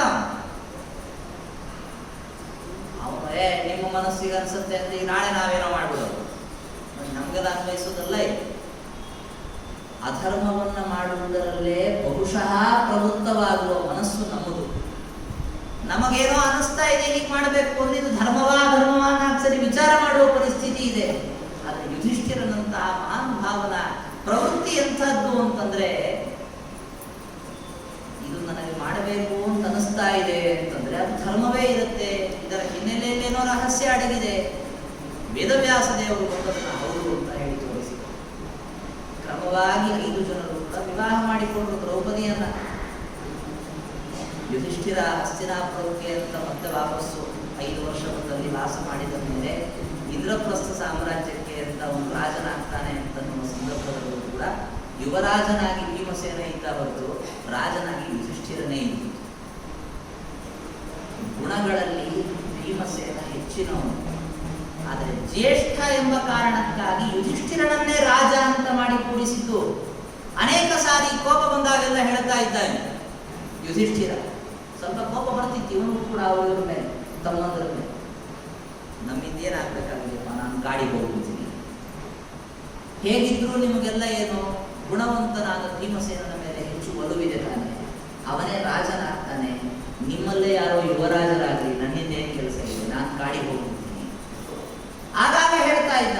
ಅವನು ಹಾಗೆ ಹೇಳಿದ ಕೂಡಲೇ ಇವರಿಗೆ ಅಂಜಿಕೆ ಆಗಿಬಿಡ್ತಾ ಇದ್ದೆ. ಇಲ್ಲ ಇಲ್ಲ, ನೀನೇ ನಮ್ಮ ಮುಖ್ಯನಾಗುವ, ನೀನೇ ಇರಬೇಕು. ನೋಡಿ, ದ್ಯೂತವಾಗುವುದಕ್ಕೆ ಕಾರಣನೇ ಯುಧಿಷ್ಠಿರ ಅಂತ ಎಲ್ಲರೂ ಹೇಳ್ತಾರೆ. ಅಂದ್ರೆ ಒಂದು ಮೂಲಭೂತವಾಗಿ ಶಕುನಿ ದುರ್ಯೋಧನಾದಿಗಳಿರಲಿ, ಅವರು ಕರೆದಾಗ ಇವನು ಯಾಕೆ ಹೋಗಬೇಕು? ಭಗವಂತ ಅಲ್ಲಿ ಮಾಡಿದ್ದೇನು ಅಂತಂದ್ರೆ ಇವನಲ್ಲಿ ಕಲಿಪ್ರವೇಶವಾಗುವಂತೆ ಮಾಡಿ, ಯುಧಿಷ್ಠಿರನಲ್ಲಿ ಕಲಿಪ್ರವೇಶವಾಗುವಂತೆ ಮಾಡಿ. ನೋಡಿ, ಈ ಸಂದರ್ಭದಲ್ಲಿ ಭೀಮಸೇನನೇ ಅಣ್ಣನಾಗಿದ್ದ ಅಂತ ಇಟ್ಕೊಳ್ಳಿ, ಅವನಲ್ಲಿ ಕಲಿಪ್ರವೇಶ ಮಾಡಿಸ್ಲಿಕ್ಕೆ ಸಾಧ್ಯ ಇದೆಯಾ? ಸಾಧ್ಯ ಇಲ್ಲ. ಅದಕ್ಕೆ ಅವನನ್ನು ಅಣ್ಣ ಅಂತ ಮಾಡಿ ಕೂಡಿಸಿ ಅವನಲ್ಲಿ ಕಲಿಪ್ರವೇಶವನ್ನು ಮಾಡಿಸಿ, ಅವನಿಗೆ ಆ ಕಲಿಪ್ರವೇಶದ ಪ್ರಭಾವದಿಂದಲೇ ಯಾರಾದರೂ ನನ್ನನ್ನು ದ್ಯೂತಕ್ಕೆ ಕರೆದ್ರೆ ನಾನು ಇಲ್ಲ ಅಂತ ಹೇಳೋದಿಲ್ಲ ಅಂತ ಮಾಡಿಸ್ಬಿಟ್ಟು, ದ್ಯೂತಕ್ಕೆ ಅಂತ ಧೃತರಾಷ್ಟ್ರ ಹೇಳಿ ಕಳಿಸಿದ್ರೆ ಗುರುವಚನ ಹಾಕೊಂಡು ಹೊರಬಿಟ್ಟಾನೆ. ದ್ಯೂತದಲ್ಲಿ ಸೋತ್ಕೊಂಡು ಆವಾಗ ದುರ್ಯೋಧನ ಒಂದು ಮಾತಾಡ, ದ್ರೌಪದಿನೂ ಸೋತೋಗ್ಬಿಟ್ಟಿದ್ದ. ನೋಡಮ್ಮ, ನಿನ್ನನ್ನು ದಾಸ್ಯದಿಂದ ಬಿಡುಗಡೆ ಮಾಡಬೇಕು ಅಂದ್ರೆ ನಿನ್ನ ಗಂಡಂದ್ರು ಭೀಮಾರ್ಜುನ ಕಲಿಸ್ತ ದೇವರು ಬೇಡ, ಕೇವಲ ಭೀಮಸೇನ ಒಬ್ಬ, ಯುಧಿಷ್ಠಿರನ ಮಾತನ್ನು ನಾವು ಕೇಳಲ್ಲ, ಯುಧಿಷ್ಠಿರನಿಗೆ ಬುದ್ಧಿ ಇಲ್ಲ ಅಂತ ಹೇಳಿಬಿಡ್ಲಿ, ನಾನು ನಿಮ್ಮನ್ನ ಬಿಡುಗಡೆ ಮಾಡಿಬಿಡ್ತೇನೆ. ಅವಾಗೇನ್ ಮಾಡ್ತಾ ಇದ್ರು ಬೇರೆಯವರಾಗಿರ್ತಾರೆ, ಹೇಳೋದೇನಿದೆ ಸಿದ್ಧ ಇದೆ ಇದು ಅಂದ್ಬಿಡ್ತಾ ಇದ್ರು. ಆದ್ರೆ ಭೀಮಸೇನ ಅವಾಗ ಎದ್ದು ಹೇಳಿದ್ದೇನು ಗೊತ್ತಾ? ಇಲ್ಲ, ನಾವು ಎಂಥದ್ದೇ ಪ್ರಸಂಗದಲ್ಲಾದರೂ ಯುಧಿಷ್ಠಿರ ಹೇಗೆ ಹೇಳ್ತಾನೋ ಹಾಗೆ ಕೇಳ್ತೀವಿ. ನಮಗವನು ಗುರುಸ್ಥಾನದಲ್ಲಿದ್ದಾನೆ, ಜ್ಯೇಷ್ಠ ಭ್ರಾತ ಪಿತೃ ಸಮಃ ಅಂತ ಪ್ರಮಾಣ. ನಮ್ಮ ಅಪ್ಪ ಇದ್ದಾಗ ಅವನು ನಮ್ಮ ಅಣ್ಣ, ನನಗೆ ಅವನು ಗುರು ಆದದ್ದಕ್ಕೆ ನಿಮ್ಗಳಿಗೂ ಅವನು ಗುರು ಆಗ್ತಾನೆ. ಅವನು ಹೇಳಿದಾಗ ನೀವು ಕೇಳಬೇಕು ಅಂದ್ರು. ನೀ ಯಾವ ನಮ್ಮ ಗುರು ಅಂದ್ರು? ಕ್ಷತ್ರಿಯರಲ್ಲಿ ಯಾರಿಗೆ ಬಲ ಜಾಸ್ತಿ ಇದೆಯೋ ಅವರು ಗುರು ಅಂತ ಕರೆಸಿಕೊಳ್ತಾರೆ. ನಿಮ್ಗಳಕ್ಕಿಂತ ಹೆಚ್ಚಿನ ಶಕ್ತಿ ನನ್ನಲ್ಲಿದೆ. ಯಾರಿಗಾದ್ರೂ ಸಂದೇಹ ಇದ್ರೆ ಇಲ್ಲೇ ಯುದ್ಧಕ್ಕೆ ಬರ್ಬೋದು, ನಾ ಎದ್ದು ನಿಂತ್ಕೊಂಡ್ಬಿಟ್ಟಿದ್ದೀನಿ. ಆವಾಗ ಮತ್ತೆ ದ್ರೋಣ, ಭೀಷ್ಮ, ಇಲ್ಲ ನೀನು ಹೇಳಿದ್ದು ತುಂಬಾ ನಿಜ ಇದೆ, ಕೂಡು ಮಹಾಭಾವ ಅಂತ ಕೂಡಿಸಿದ್ರು ಭೀಮಸೇನ. ಒಂದು ಸಂದರ್ಭದಲ್ಲಿ ಯುಧಿಷ್ಠಿರ ಈ ತರಹ ದ್ಯೂತದ ಪ್ರಸಂಗದಲ್ಲಿ ಎಷ್ಟು ಬಾರಿ ನೋಡಿ ಅವನನ್ನು ಉಪಯೋಗಿಸಿಕೊಂಡಿದ್ದಾನೆ ಭಗವಂತ ಅನ್ನೋದು ಹೇಳ್ತೀನಿ ನಿಮಗೆ.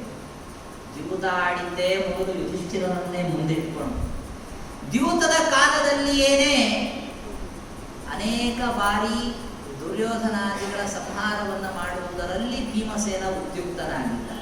ಕೈ ಹಿಡಿದು ಕೂಡಿಸಿದ್ದು ಯುಧಿಷ್ಠಿರ.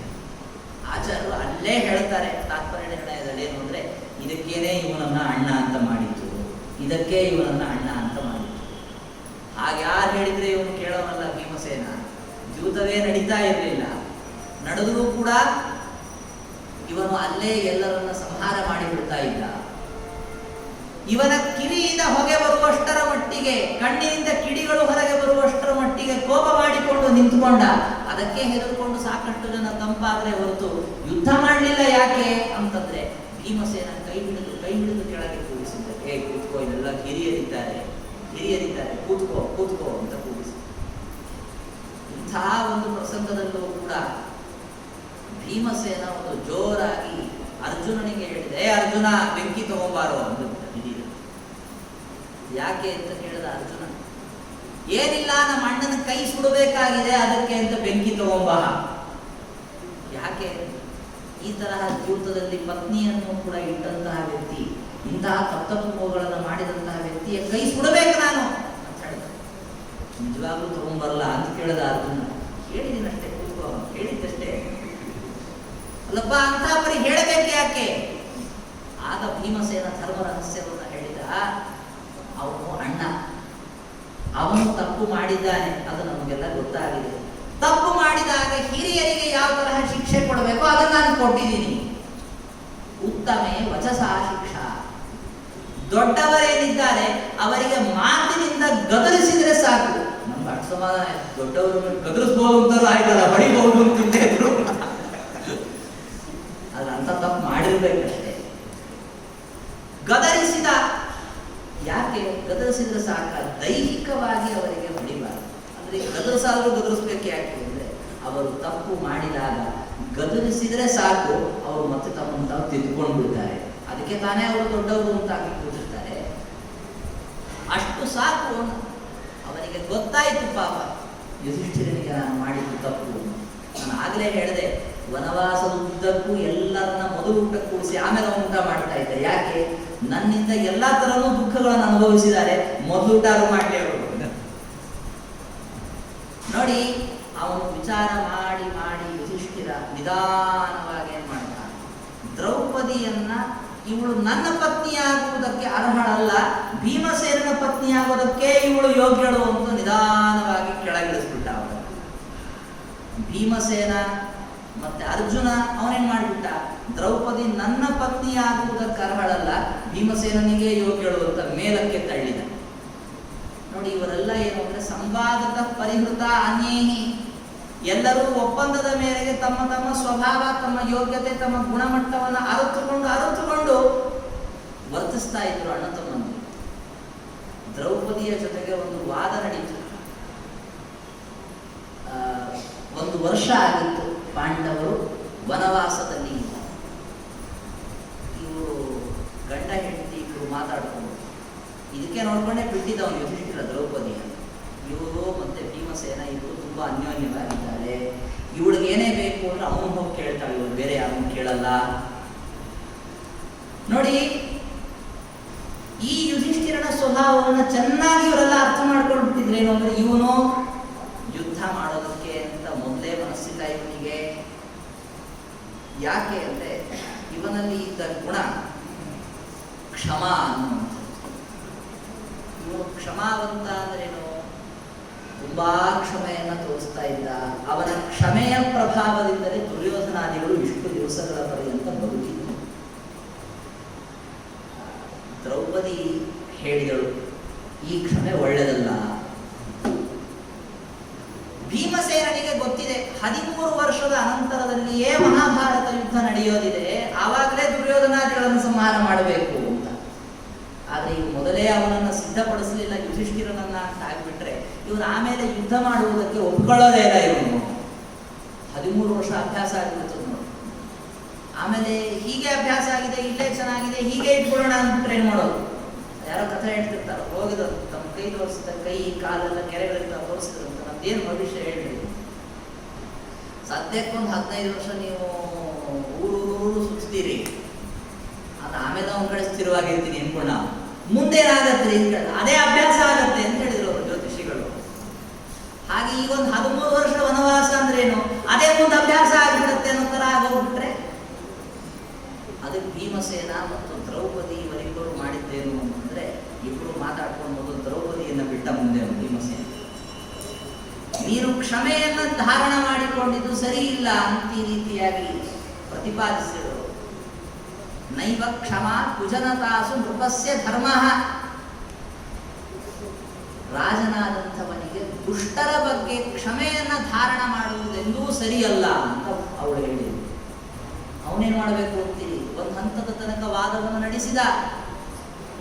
ನಡೆಸಿದ ಮೇಲೆ ಮುಂದವನಿಗೆ ಉತ್ತರ ಹೇಳಲಿಕ್ಕಾಗದೇ ಇದ್ದಾಗ ಮಾಡಿದ ಕೆಲಸ ಏನು ಗೊತ್ತಾ? ನೀನು ನಿನ್ನ ವಾದದ ಪರಿಣಾಮವಾಗಿ ಭಗವಂತನ ಸ್ವತಂತ್ರ ಕರ್ತೃತ್ವವನ್ನು ಅಪಲಾಪ ಮಾಡ್ತಾ ಇದೀಯಾ ಅಂತ ಬೈದು ಬಿಟ್ಟ. ಇದು ಹೇಗೆ ಗೊತ್ತಾ? ಛಲೇನ ತೇನ ಪ್ರತಿಭತ್ಸಿತಾಸ ಅಂತ ಆಚಾರ್ಯರು ಹೇಳ್ತಾರೆ. ಛಲದಿಂದ ಅವಳನ್ನ ಆ ತರಹ ನಿಂದಿಸಿದವನು, ಅಂದ್ರೆ ಅವಳ ಮಾತಿಗೆ ಅರ್ಥಾಂತರವನ್ನ ಪರಿಕಲ್ಪನಾ ಮಾಡಿ ದೂಷಣ ಮಾಡಿಬಿಟ್ಟ. ಅವಳು ಆ ಸಂದರ್ಭದಲ್ಲಿ ನೋಡಿ ಅವಳು ಹೇಗೆ ನಡೆದುಕೊಂಡು, ದ್ರೌಪದಿಯ ಯೋಗ್ಯತೆ ಏನು, ಯುಧಿಷ್ಠಿರನ ಯೋಗ್ಯತೆ ಏನು? ಆಚಾರ್ಯರು ಯಮಕ ಭಾರತದಲ್ಲಿ ಒಂದು ಕಡೆಗೆ ಹೇಳ್ತಾರೆ, ಯಾಂ ಸ್ಪೃಷ್ಟುಮಿಚ್ಛಂತ ಮಜಾತ ಶತ್ರು ನ್ಯವಾರಯ ಸ್ವಸ್ಥ ಮಜಾತ ಶತ್ರು ಶಂರೂಪಾನೇ ನಿತ್ಯರತೇರಿಯಂ ಶ್ರೀ. ಇವಳು ಭಾರತೀ ದೇವಿಯ ಸ್ವರೂಪಳು, ಅವಳ ಯೋಗ್ಯತೆ ಏನು, ಅವಳ ಜ್ಞಾನ ಏನು? ಅವಳಿಗೆ ಶ್ರೀ ಅಂತ ಹೆಸರು. ಯಾಕೆ? ಶಂ ರೂಪರಾದಂತಹ ಮುಖ್ಯ ಪ್ರಾಣದೇವರಲ್ಲಿ ರತಿ ಉಳ್ಳವಳು ಅಂತಾದುದರಿಂದ ಶ್ರೀ ಅಂತ ಅವಳನ್ನು ಕರೀತಾರೆ. ಮತ್ತೊಂದು ರೀತಿಯಲ್ಲಿ ಅರ್ಥ ಮಾಡ್ಲಿಕ್ಕೆ ಹೋದಾಗ ಮುಖ್ಯ ಪ್ರಾಣದೇವರನ್ನ ಶ್ರಯಣ ಮಾಡಿದ್ದರಿಂದ ಶ್ರೀ ಅಂತ ಈ ರೀತಿಯಾಗಿ ಕರೆಸಿಕೊಳ್ತಾಳೆ ಅವಳು. ಅವಳನ್ನ ವಾದದಲ್ಲಿ ಈ ತರಹ ಸೋಲಿಸಿಬಿಟ್ಟ. ಅವಳೇನ್ ಮಾಡ್ಬೇಕಾಗಿತ್ತು? ನಾನೇ ಯಾಕೋ ಆ ಥರ ಹೇಳ್ತೀನಿ ಅಂತ ಹೇಳಿ, ನಾನು ಸರಿಯಾಗಿ ಹೇಳಿದ್ದೀನಿ, ನನ್ನ ಅಭಿಪ್ರಾಯವನ್ನು ತಿರುಚಿ ಹೇಳಿದ್ದರಿಂದ ನಿನಗೆ ನಿಗ್ರಹ ಸ್ಥಾನ ಬಂತು ಅಂತ ತಿರುಗಿಸಿ ಹೇಳಬೇಕಾಗಿತ್ತು. ಅವಳು ಮಾತಾಡಲಿಲ್ಲ. ಇದೇ ಸ್ಥಾನ ಏನು? ಗಂಡ ಅನ್ನುವ ಸ್ಥಾನ. ಗಂಡ ಈ ತರಹ ಕೆಲವು ಸಾರಿ ಮಾಡಬಹುದು, ಆದರೆ ಹೆಚ್ಚು ಮಾತನಾಡುವುದು ಅಂತನ್ನೋದೇನಿದೆ, ತನ್ನದೇ ಹಠವನ್ನ ಸಾಧಿಸಿಕೊಳ್ಳೋದು ಅನ್ನೋದೇನಿದೆ, ಇದು ಹೆಣ್ಣು ಮಕ್ಕಳಿಗೆ ಶೋಭೆ ಕೊಡೋದಿಲ್ಲ ಅನ್ನೋದನ್ನು ದ್ರೌಪದಿ ತೋರಿಸಿಕೊಟ್ಲಂತೆ ಈ ಮೂಲಕವಾಗಿ. ಇಲ್ಲ, ಕ್ಷಮಾಮಯಾಮಾಸ ನೃಪಂ ಯತ ಸ್ತ್ರೀ ಅಂತಾರೆ ಆಚಾರ್ಯ. ತನ್ನದೇನೂ ತಪ್ಪಿಲ್ಲ ಅಂತಾದ್ರೂ ಕೂಡ ತಾನೇ ಹೋಗ್ಬಿಟ್ಟು ಅವನಿಗೆ ಯುಧಿಷ್ಠಿರನಿಗೆ ಹೇಳಿದ್ದು, ಇಲ್ಲ ನನಗೆ ತಪ್ಪಾಯಿತು, ಕ್ಷಮಿಸ್ಬಿಡಿ, ನನಗೆ ಗೊತ್ತಾಗಲಿಲ್ಲ ಅಂತ ಹೇಳಿ ಹೊರಟೋಗ್ಬಿಟ್ಟ ಅಂತ. ಭೀಮಸೇನ ಆಮೇಲೆ ಬಂದ ವಾದಿಸಿದ, ಅದನ್ನೇ ಹಠವಾದ ಅಂತ ಕರೀತಾರೆ. ಮಹಾಭಾರತದಲ್ಲಿ ಪ್ರಸಿದ್ಧವಾದಂಥದ್ದು ಹಠವಾದ. ಹಠವಾದ ಕೂಡ ಏನೋ ಅನ್ಕೊಂಡ್ಬಿಡ್ಬೇಡಿ, ಹಠದಿಂದ ವಾದ ಮಾಡಿದ ಭೀಮಸೇನ ಅಂತ. ಹಾಗಲ್ಲ, ಸ್ವರೂಪ ಯೋಗ್ಯತೆ ಅಂತನ್ನುವುದನ್ನ ಹಠ ಅಂತ ಕರೀತಾರೆ. ಆ ಹಠವೆಂಬ ಪ್ರಮೇಯವನ್ನು ಆಧರಿಸಿಕೊಂಡು ಹೊರಟಂತಹ ವಾದ ಹಠವಾದ ಭೀಮಸೇನನಿಗೂ ಯುಧಿಷ್ಠಿರನಿಗೂ ನಡೆದಂಥದ್ದು. ಭಗವಂತನಿಗೆ ಸ್ವತಂತ್ರ ಕರ್ತೃತ್ವವನ್ನು ಒಪ್ಪಿಯೂ ಕೂಡ ಜೀವನಿಗೂ ಕರ್ತೃತ್ವವನ್ನು ಒಪ್ಪಿ, ಆ ಜೀವ ತನ್ನ ವರ್ಣಾಶ್ರಮೋಚಿತವಾದ ಧರ್ಮವನ್ನು ಅವಶ್ಯವಾಗಿ ಪಾಲನೆ ಮಾಡಲೇಬೇಕು ಅಂತನ್ನುವುದನ್ನು ಭೀಮಸೇನ ಸಮರ್ಥನೆ ಮಾಡಿ ಅವನಿಗೆ ಹೇಳಿದ ಕೊನೆಗೆ, ಹೌದೌದು ನನ್ನ ತಪ್ಪಿದೆ ಅಂತ ಒಪ್ಕೊಂಡ ಯುಧಿಷ್ಠಿರ. ನಡಿ, ಹಾಗಾದ್ರೆ ಯುದ್ಧಕ್ಕೆ ಹೋಗೋಣ. ಯಾವುದಕ್ಕೆ? 13 ವರ್ಷ ನಾನು ವನವಾಸದಲ್ಲಿ ಅಜ್ಞಾತವಾಸದಲ್ಲಿ ಆಮೇಲೆ ಬರ್ತೀನಿ ಅಂತ ಹೇಳಿದ್ದೀನಿ, ಈಗಲೇ ಹೋದ್ರೆ ಅನ್ಕೊಳ್ತಾರೆ ಹಿರಿಯರು. ಭೀಮಸೇನ ಹೇಳ್ದ, 13 ವರ್ಷ ತಾನೇ ನೀನು ಹೇಳಿರೋದು. ಧರ್ಮಶಾಸ್ತ್ರದಲ್ಲಿ ಎಲ್ಲದಕ್ಕೂ ಮಾರ್ಗ ಇದೆ. 1 ತಿಂಗಳನ್ನ 1 ವರ್ಷ ಅಂತ ವಿಚಾರ ಮಾಡ್ಲಿಕ್ಕೆ ಬರ್ತದೆ. ಈಗ 12 ತಿಂಗಳು ಕಳೆದಿದೆ ಅಂದ್ರೆ 12 ವರ್ಷ ಆಯಿತು ಅಂತ ಅರ್ಥ. ಇನ್ನೊಂದು ತಿಂಗಳು ಯಾರ್ದಾದ್ರೂ ಒಬ್ಬರು ಮನೆಯಲ್ಲಿ ಹೋಗ್ಬಿಟ್ಟು ರಾಜನ ಮನೆಯಲ್ಲಿ ಅಜ್ಞಾತವಾಸಕ್ಕೆ ಇದ್ದು ನಮ್ಮ ರಾಜ್ಯ ಕೇಳೋಣ ಅಂತ ಕೇಳಿದ್ರೆ ಶ್ರುತಿ ವಾಕ್ಯ ತೋರಿಸಿದ್ರಾಯ್ತು. ಇಲ್ಲಪ್ಪ, ನಂದೆಲ್ಲ ಕೀರ್ತಿ ನಾಶ ಆಗತ್ತೆ, ಈ ತರ ಎಲ್ಲ ವಂಚನೆ ಮಾಡಿಬಿಟ್ಟ ಯುಧಿಷ್ಠಿರ ಅಂತಾರೆ. ದ್ರೌಪದಿಗೆ ಹೇಳಿದ ವಂಚನೆ ಅಲ್ಲ, ಅವಳು ಹೇಳಿದ ಮಾತನ್ನು ತಿರುಗಿಸಿಬಿಟ್ಟು ಅವಳು ಹೇಳಿದ ತಪ್ಪು ಅಂತ ತೋರಿಸಿದ್ದು ಭೀಮಸೇನ ಅಂತ ಹೋಲಿಗಳು. 13 ವರ್ಷ ಆದ್ಮೇಲೆ ಮತ್ತೆ ಈ ತರ ಹಿಂತೆಕ್ಕೋಬಾರದು. ಇಲ್ಲ, ನಾನು ಹಿಂತೆಕ್ಕೊಳ್ಳೋದಿಲ್ಲ ಅಂತ ನೋಡಿ. ಈ ತರಹ ಅವನು ಹಿಂತೆಕ್ಕೊಳ್ಳೋದಿಲ್ಲ ಅಂತ ಕೊಟ್ಟು ಅವನು ದೃಢನಾದದ್ದಕ್ಕೆ ಏನಾಯ್ತು? ಈ ಅಜ್ಞಾತವಾಸ ಮುಗಿದ ಮೇಲೆ ಉಪಪ್ಲಾವ್ಯದಲ್ಲಿ ಪಾಂಡವರು ಇದ್ದಂತಹ ಸಂದರ್ಭದಲ್ಲಿ ಸಂಜಯ ಬಂದಿದ್ದ. ಧೃತರಾಷ್ಟ್ರ ಕೊಟ್ಟು ಕಳಿಸಿದ್ದಂತೆ ಸಂಜಯನನ್ನ ಪಾಂಡವರ ಕಡೆಗೆ. ಯಾಕೆ ಅಂದ್ರೆ ಯುದ್ಧದಲ್ಲಿ ತುಂಬಾ ದೋಷಗಳಿವೆ, ಯುದ್ಧ ಮಾಡಬಾರದು, ಹಾಗೆ ಹೀಗೆ ಅಂತದ್ರೆಲ್ಲ ಮಾತುಗಳಿವೆ. ಆವಾಗ ಯುಧಿಷ್ಠಿರನೇ ಅದಕ್ಕೆ ಉತ್ತರ ಕೊಡಬೇಕು. ಯಾಕೆ? ರಾಜ ಅನ್ನುವ ಸ್ಥಾನದಲ್ಲಿದ್ದವ. ಅವನೇನ್ ಮಾಡ್ದ?